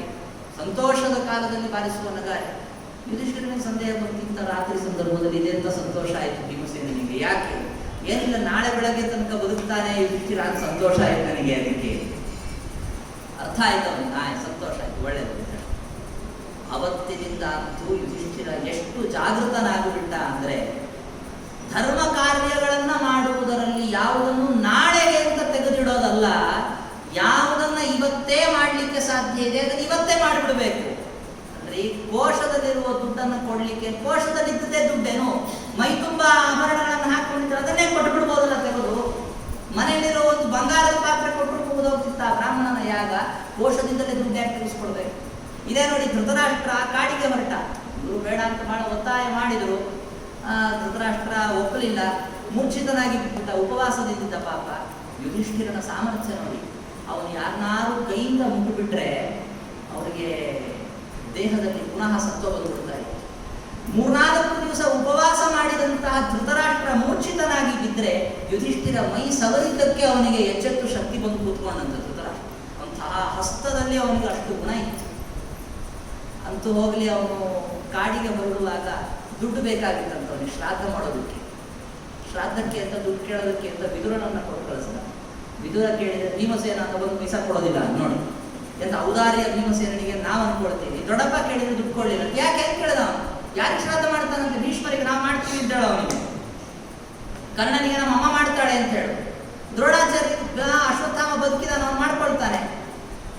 ಮತ್ತಿನ್ಯಾರಿಗೆ ಪರಿಶೇಷ ಮಾಡ್ತಾ ಬಂದ್ರೆ ಕೊನೆ ಬರೋದು ಎಲ್ಲಿಗೆ? ದುರ್ಯೋಧನಾದಿಗಳಿಗೆ. ಅವ್ರಿಗೆ ಶ್ರಾದ್ದ ಮಾಡಲೇಬಾರದು. ಅವನು ಕಷ್ಟತರಂಬ್ಯ ಅಂತ ಸರ್ವೇ ದುರ್ಯೋಧನಾದಯ. ಅವ್ರಿಗೆ ಎಷ್ಟು ಸಾಧ್ಯವೋ ಅಷ್ಟು ಹೆಚ್ಚು ಕಷ್ಟ ಆಗಲಿ, ಯಾವ ಮಾತು ಕೇಳಬೇಡಪ್ಪ ಅಂತ ಹೇಳ್ಬಿಟ್ಟು ಯುಧಿಷ್ಠಿರ ತನ್ನ ಕೋಶದಲ್ಲಿ ರಾಜ್ಯಕ್ಕೆ ಅಂತ ಇದ್ದ ದುಡ್ಡನ್ನು ಬಿಟ್ಟುದೇನಿತ್ತು ಸರ್ವಸ್ವವನ್ನ ಧೃತರಾಷ್ಟ್ರನಿಗೆ ಕೊಟ್ಟ. ಅದು ಶ್ರಾದ್ದಕ್ಕಿಂತ ಮಾಡ್ಕೊಂಡು ಧೃತರಾಷ್ಟ್ರ ಹೊರಟ ಹೋಗುವಾಗ ಮುಂಚೆ ಕರೆದು ಏಕಾಂತದಲ್ಲಿ ಕೂರಿಸ್ಕೊಂಡು ನಿನಗೆಲ್ಲ ಕೆಲವು ಪಾಠ ಹೇಳ್ಕೊಡ್ಬೇಕಾಗಿದ್ದೀವಾ? ಏನು ಪಾಠ ಅಂದ್ರೆ, ಮುಂದೆ ಇಷ್ಟು ದಿವಸ ನಾನಿದ್ದೆ ನಿನ್ನ ಜೊತೆಗೆ, ನಾನೆಲ್ಲ ಮಾರ್ಗದರ್ಶನ ಮಾಡ್ತಾ ಇದ್ದೇನೆ. ಮಾರ್ಗದರ್ಶನ ಮಾಡ್ತಾ ಇದ್ದ ಗೊತ್ತಿಲ್ಲ ಧೃತರಾಷ್ಟ್ರ. ಹಿರಿಯರಿದ್ದಾಗ ಬೇರೆ ಇರುತ್ತೆ ನೋಡ್ರಿ, ಇನ್ನು ಮುಂದೆ ಹಿರಿಯರೇ ಇಲ್ಲ, ಇವರೇ ಹಿರಿಯ. ಮತ್ತೆ ನಿನಗೆ ಯಾರು ಹೇಳೋರು? ಅದಕ್ಕೆ ಹೇಗೆ ರಾಜ್ಯವನ್ನು ನಡೆಸಬೇಕು ನಾನು ಹೇಳ್ತೀನಿ. ಬಾವಳ ಪೂರ್ವ ಕೂರಿಸ್ಕೊಂಡು ಏಕಾಂತದಲ್ಲಿ ತುಂಬ ವಿಚಾರಗಳನ್ನು ಹೇಳಿದ. ನೀತಿ ಪಾಠ, ಇವನೇ ನೀತಿ ಪಾಠ ಯಾವ ಹುಟ್ಟದಾಗಿದ್ದ ಅದನ್ನೇ ಕೇಳ್ತಾ ಬೆಳೆದ ಮತ್ತದೇ ನೀತಿ ಪಾಠ. ತುಂಬ ಪ್ರಸಿದ್ಧವಾದ ಮಾತುಗಳು ಬರುತ್ತೆ ನೋಡಿ. ನ ವಿಶ್ವಸೇನ ವಿಶ್ವಸ್ತೆ, ವಿಶ್ವಸ್ತೇನ ಅತಿ ವಿಶ್ವಸೇ, ವಿಶ್ವಾಸ ಭಯಂ ಉತ್ಪನ್ನಂ ಮೂಲಾನ್ಯಪಿ ನಿಕೃಂತತಿ. ಇಂಥವೆಲ್ಲ ವಚನಗಳು ಇದನ್ನೆಲ್ಲ ಹೇಳಿಕೊಟ್ಟ. ನನಗೆ ಗೊತ್ತೇ ಇರಲಿಲ್ಲ ಅನ್ನುವಂತೆ ಯುಧಿಷ್ಠಿರ ಕೇಳಿದೆ. ಯಾಕೆ ಅಂದರೆ ನಾನು ಕೇಳಿದರೆ ಅವ್ರಿಗೆ ಖುಷಿಯಾಗುತ್ತೆ. ಅಯ್ಯೋ ಗೊತ್ತಿಲ್ಲದೇನೆ ಹೆಸರು ಹೇಳ್ತೀರಿ ಬಿಡ್ರಿ ಅಂತಂದ್ಬಿಟ್ರೆ ಪಾಪ ಬೇಜಾರಾಗ್ಬಿಡ್ತಲ್ಲ ಅವರಿಗೆ ಅನ್ನುವ ಕಾರಣಕ್ಕೆ ಸೌಮನಸ್ಯದಿಂದ ಪಾಪ ಅವ್ರು ಹೇಳಿದನ್ನೆಲ್ಲ ಕೇಳಿದ. ಕಾಡಿಗೆ ಹೋದ್ರು ಧೃತರಾಷ್ಟ್ರ, ಗಾಂಧಾರಿ, ಕುಂತಿ, ವಿದುರ, ಸಂಜಯ 5 ಜನ ಕಾಡಿಗೆ ಹೋದ್ರು. ಆವಾಗವಾಗ ಒಂದೆರಡು ಸರಿ ಹೋಗಿ ಭೇಟಿ ಮಾಡ್ಕೊಂಡು ಬಂದ ಅವನು ಯುಧಿಷ್ಠಿರ. ನೋಡಿ, ಆ ಸಂದರ್ಭದಲ್ಲಿ ಒಂದು ಬಾರಿ ಹೋದಾಗಲೇ ವಿದುರ ದೇಹತ್ಯಾಗವನ್ನು ಮಾಡಿದ. ವಿದುರ ದೇಹತ್ಯಾಗ ಮಾಡಿದ ಸಂದರ್ಭದಲ್ಲಿ ನೋಡಿ, ವಿದುರ ಹೇಗೆ ಮಾಡಿಬಿಟ್ಟ ಗೊತ್ತಾ? ಅವನ ಜೀವಿತ ಕಾಲಾವಧಿಯ ಒಂದು ಕೃತ್ಯವೇ ಏನಿತ್ತು ಅಂದ್ರೆ ಧೃತರಾಷ್ಟ್ರನನ್ನ ಒಂದು ಹಂತಕ್ಕೆ ಹಚ್ಚೋದು. ಧೃತರಾಷ್ಟ್ರ ಕಾಡಿಗೆ ಹೋದ ಅಂದ್ರೆ ಅವನು ಶಾಂತ ಚಿತ್ತನಾಗಿ, ಇನ್ನು ನಾನು ಮಾತನಾಡುವುದಕ್ಕೆ ಕೃತ್ಯ ಇಲ್ಲ ಅಂದ್ಬಿಟ್ಟು ಬಾಯಿ ತುಂಬ ಕಲ್ಲು ತುಂಬ್ಕೊಂಡ್ಬಿಟ್ಟಿದ್ದ. ಅವನು ಮಾತೇ ಆಡ್ತಾ ಇಲ್ಲ, ಕೂದು ಬಿಟ್ಟಿದ್ದ ಸಿಕ್ಕಾಪಟ್ಟೆ. ಯಾರಿಗೂ ಗುರುತಿಸ್ಲಿಕ್ಕೆ ಆಗಲಿಲ್ಲ. ಹಸ್ತಿನಾಪುರದಿಂದ ಜನ ಎಲ್ಲ ಭೇಟಿ ಮಾಡೋದಕ್ಕೆ ಅಂತ ಹೋದ್ರೆ ಅವನಲ್ಲಿ ನಿಂತವನು ಜನ ಬಂದಿದ್ದು ನೋಡಿ ಓಡ್ ಹೊರಟ್ಬಿಟ್ಟ. ಅವನನ್ನು ಗುರುತಿಸಿದವನು ಯುಧಿಷ್ಠಿರ ಒಬ್ಬನೇ. ಅವನ ಅಟ್ಟಿಸ್ಕೊಂಡು ಹೋದ. ಎಲ್ಲೋ ಒಂದು ಮರದ ಕೆಳಗೆ ನಿಂತ್ಕೊಂಡ ವಿದುರ ಒಂದು ಕಡೆ. ಅವನ ಎದುರಿಗೆ ಧೃತರಾಷ್ಟ್ರ ಯುಧಿಷ್ಠಿರ ನಿಂತುಕೊಂಡಿದ್ದಾನೆ. ಅವನೇನು ಮಾತಾಡ್ತಾ ಇಲ್ಲ, ಹಾಗೇ ನಿಂತಿದ್ದ. ಹಾಗೇ ನಿಂತವನೇ ಯುಧಿಷ್ಠಿರನ್ನ ನೋಡ್ತಾ ನೋಡ್ತಾ ನೋಡ್ತಾ ತನ್ನ ದೇಹವನ್ನು ಪರಿತ್ಯಾಗ ಮಾಡಿ ಆ ಅಂಶ ಬಂದು ಯುಧಿಷ್ಠಿರನಲ್ಲಿಯೇ ಸೇರಿಕೊಂಡಿತು. ಯುಧಿಷ್ಠಿರ ಅಂತನ್ನುವನಿಗೆ ಆವಾಗ ಅನುಭವವಾಯಿತು. ಆ ಇನ್ನೊಂದು ಹೆಚ್ಚಿನ ಅಂಶ ಬಂದು ಸೇರಿಕೊಂಡಿದ್ದರಿಂದ ಜ್ಞಾನ ಬಲಾದಿಗಳಲ್ಲಿ ಆಧಿಕ್ಯವಾದ ಒಂದು ಅನುಭವ ಅವನಿಗೆ ಬಂತು. ಇನ್ನು ಮತ್ತೆ ವಿದುರನ ಈ ಶರೀರಕ್ಕೆ ಸಂಸ್ಕಾರ ಮಾಡಬೇಕಲ್ಲ ಅಂತ ಯೋಚಿಸಿದ ಅವನು. ಆವಾಗ ಆಕಾಶವಾಣಿ ಆಯಿತು. ಜ್ಞಾನದಿಂದಲೇ ಅವನು ತನ್ನ ದೇಹವನ್ನು ದಾಹ ಮಾಡಿದಂತೆ ಇದೆ, ಅಂಥವರ ಶವದಾಹವನ್ನು ಮಾಡಿ ಪ್ರಯೋಜನ ಏನು? ಗಾಳಿಯಲ್ಲಿ ಹಾರಿಕೊಂಡು ಹೋಗುತ್ತೆ, ಬಿಟ್ಬಿಡು ಬಿಟ್ಬಿಡು ಆಕಾಶವಾಣಿ. ಅವನಿಗೆ ವಿದುರನಿಗೆ ಶವ ಸಂಸ್ಕಾರವನ್ನೂ ಮಾಡಲಿಲ್ಲ. ಈಗ ಧೃತರಾಷ್ಟ್ರ ಮೊದಲಾದವರು ದೇಹವನ್ನು ಪರಿತ್ಯಾಗ ಮಾಡಿದ ಮೇಲೆ ಕೃಷ್ಣ ಪರಮಧಾಮಕ್ಕೆ ಹೋದ ಮೇಲೆ ಇವರೂ ಕೂಡ ಮಹಾಪ್ರಸ್ಥಾನಕ್ಕೆ ಅಂತ ಹೊರಟರು ಪಾಂಡವರು. ಅನೇಕ ವರ್ಷಗಳ ಅನಂತರದಲ್ಲಿ ಅವರೊಂದು ಪ್ರತಿಜ್ಞೆ ಇತ್ತು ಪಾಂಡವರು. ಕೃಷ್ಣ ಅಂತನ್ನುವನು ಭೂಮಿಯ ಮೇಲೆ ತನ್ನ ಪಾದವನ್ನು ಪ್ರತ್ಯಕ್ಷವಾಗಿರುವ ಪರ್ಯಂತ ನಾವು ಭೂಮಿಯ ಮೇಲೆ ಇರುವ ದುಷ್ಟರನ್ನು ನಿಗ್ರಹ ಮಾಡ್ತೀವಿ. ಹೇಗೆ ಅಂದರೆ, ಇದು ದುಷ್ಟರನ್ನ ನಿಗ್ರಹ ಮಾಡುವುದು ಅಂದರೆ ಕಂಟಕಗಳನ್ನು ಎತ್ತಿ ಹಾಕಿ ಮುಳ್ಳು ತೆಗೆದು ಹಾಕಿ. ದೇವರು ಕಾಲಿಡುವಾಗ ಅಲ್ಲಿ ಮುಳ್ಳಿರಬಾರ್ದು. ನಾವು ಅದಕ್ಕಾಗಿ ಭೂಮಿಯಲ್ಲಿ ನಾವು ನಿಂತ್ಕೊಂಡಿರೋದು. ಕೃಷ್ಣನೇ ಭೂಮಿಯಲ್ಲಿ ಕಾಲಿಡಲ್ಲ ಅಂದಮೇಲೆ ನಾವು ಮುಳ್ಳು ತೆಗೆಯಲ್ಲ ಅಂದ್ರು ಪಾಂಡವರು. ನೋಡಿ, ಕೃಷ್ಣ ಪರಮಧಾಮಕ್ಕೆ ಹೋದ ಮೇಲೆ ಕೃಷ್ಣನ ಪತ್ನಿಯರನ್ನ ಲೂಟಿ ಮಾಡಿಕೊಂಡು ಹೋದ ಕೆಲವು ಮ್ಲೇಚ್ಛರನ್ನ ಸೋಲಿಸುವ ಸಾಮರ್ಥ್ಯ ಇದ್ರೂ ಕೂಡ ಯಾರೂ ಅವರನ್ನು ಸಂಹಾರ ಮಾಡಲಿಲ್ಲ. ಹಾಗೆ ಮಹಾಪ್ರಸ್ಥಾನಕ್ಕೆ ಹೊರಟು. ಆ ಸಂದರ್ಭದಲ್ಲಿ ಆ ಸಾಮ್ರಾಜ್ಯವನ್ನ ಪರೀಕ್ಷಿತನಿಗೆ, ತಮ್ಮ ಮೊಮ್ಮಗನಿಗೆ ಕೊಟ್ಟು. ಭಾಗವತದಲ್ಲಿ ಒಂದು ಮಾತು ಬರುತ್ತೆ, ಸ್ವರಾಟ್ ಪೌತ್ರಂ ವಿನೀತಂ ತಂ ಆತ್ಮನಃ ಅನವಮಂ ಗುಣೈ ಅಭ್ಯಸಿಂಚ ಗಜಾತ್ವರೇ. ತನಗೇನು ಕಮ್ಮಿ ಇಲ್ಲ ಗುಣಗಳಲ್ಲಿ ಅಂತಹ ಒಬ್ಬ ಮೊಮ್ಮಗ ಪರೀಕ್ಷಿತ. ಆಚಾರ್ಯರು ಅದು ತಾತ್ಪರ್ಯ ಬರೀತಾರೆ. ಅಂದ್ರೆ ಯುಧಿಷ್ಠಿರನ ಯೋಗ್ಯತೆ ಏನು, ಪರೀಕ್ಷಿತನ ಯೋಗ್ಯತೆ ಏನು, ತನಗೇನೋ ಗುಣದಲ್ಲಿ ಕಡಿಮೆ ಇಲ್ಲ ಅಂತ ಅರ್ಥ ಏನು? ಆಚಾರ್ಯರು ಹೇಳ್ತಾರೆ, ಮೊಮ್ಮಗ ಅಂತಾಗುವುದಕ್ಕೇನು ಕಮ್ಮಿ ಇಲ್ಲ ಅಂತ ಅರ್ಥ. ಅಂದ್ರೆ ಯುಧಿಷ್ಠಿರನಿಗೆ ತಕ್ಕ ಮೊಮ್ಮಗ ಅಂದ್ರೆ ಪರೀಕ್ಷಿತ. ಅವನನ್ನ ರಾಜ ಅಂತ ಮಾಡಿ ಅವನಿಗೆ ಒಪ್ಪಿಸಿದ ಮೊದಲನೇ ಕೆಲಸ ಏನು ಗೊತ್ತಾ? ರಾಜ ಅಂತಾಗುವುದು ವಿಷಯ ಭೋಗವನ್ನು ಮಾಡುವುದಕ್ಕಲ್ಲ.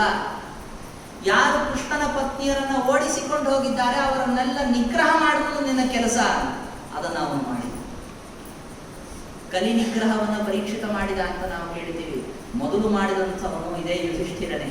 ಯುಧಿಷ್ಠಿರ ಸಾಮ್ರಾಜ್ಯಕ್ಕೆ ಬರ್ತಾ ಇದ್ದಂತೇನೆ ಅಲ್ಲಿ ಕಲಿ ಬಲಿ ಅಂತ ಇಬ್ಬರು ಆಕ್ರಮಿಸಿದರು. ಭೀಮಸೇನನೇ ಎಳ್ಕೊಂಬಂದ, ಬಲಿಯನ್ನ ಓಡಿಸಿ ಕಲಿಯನ್ನ ಎಳ್ಕೊಂಬಂದಿದ್ದ.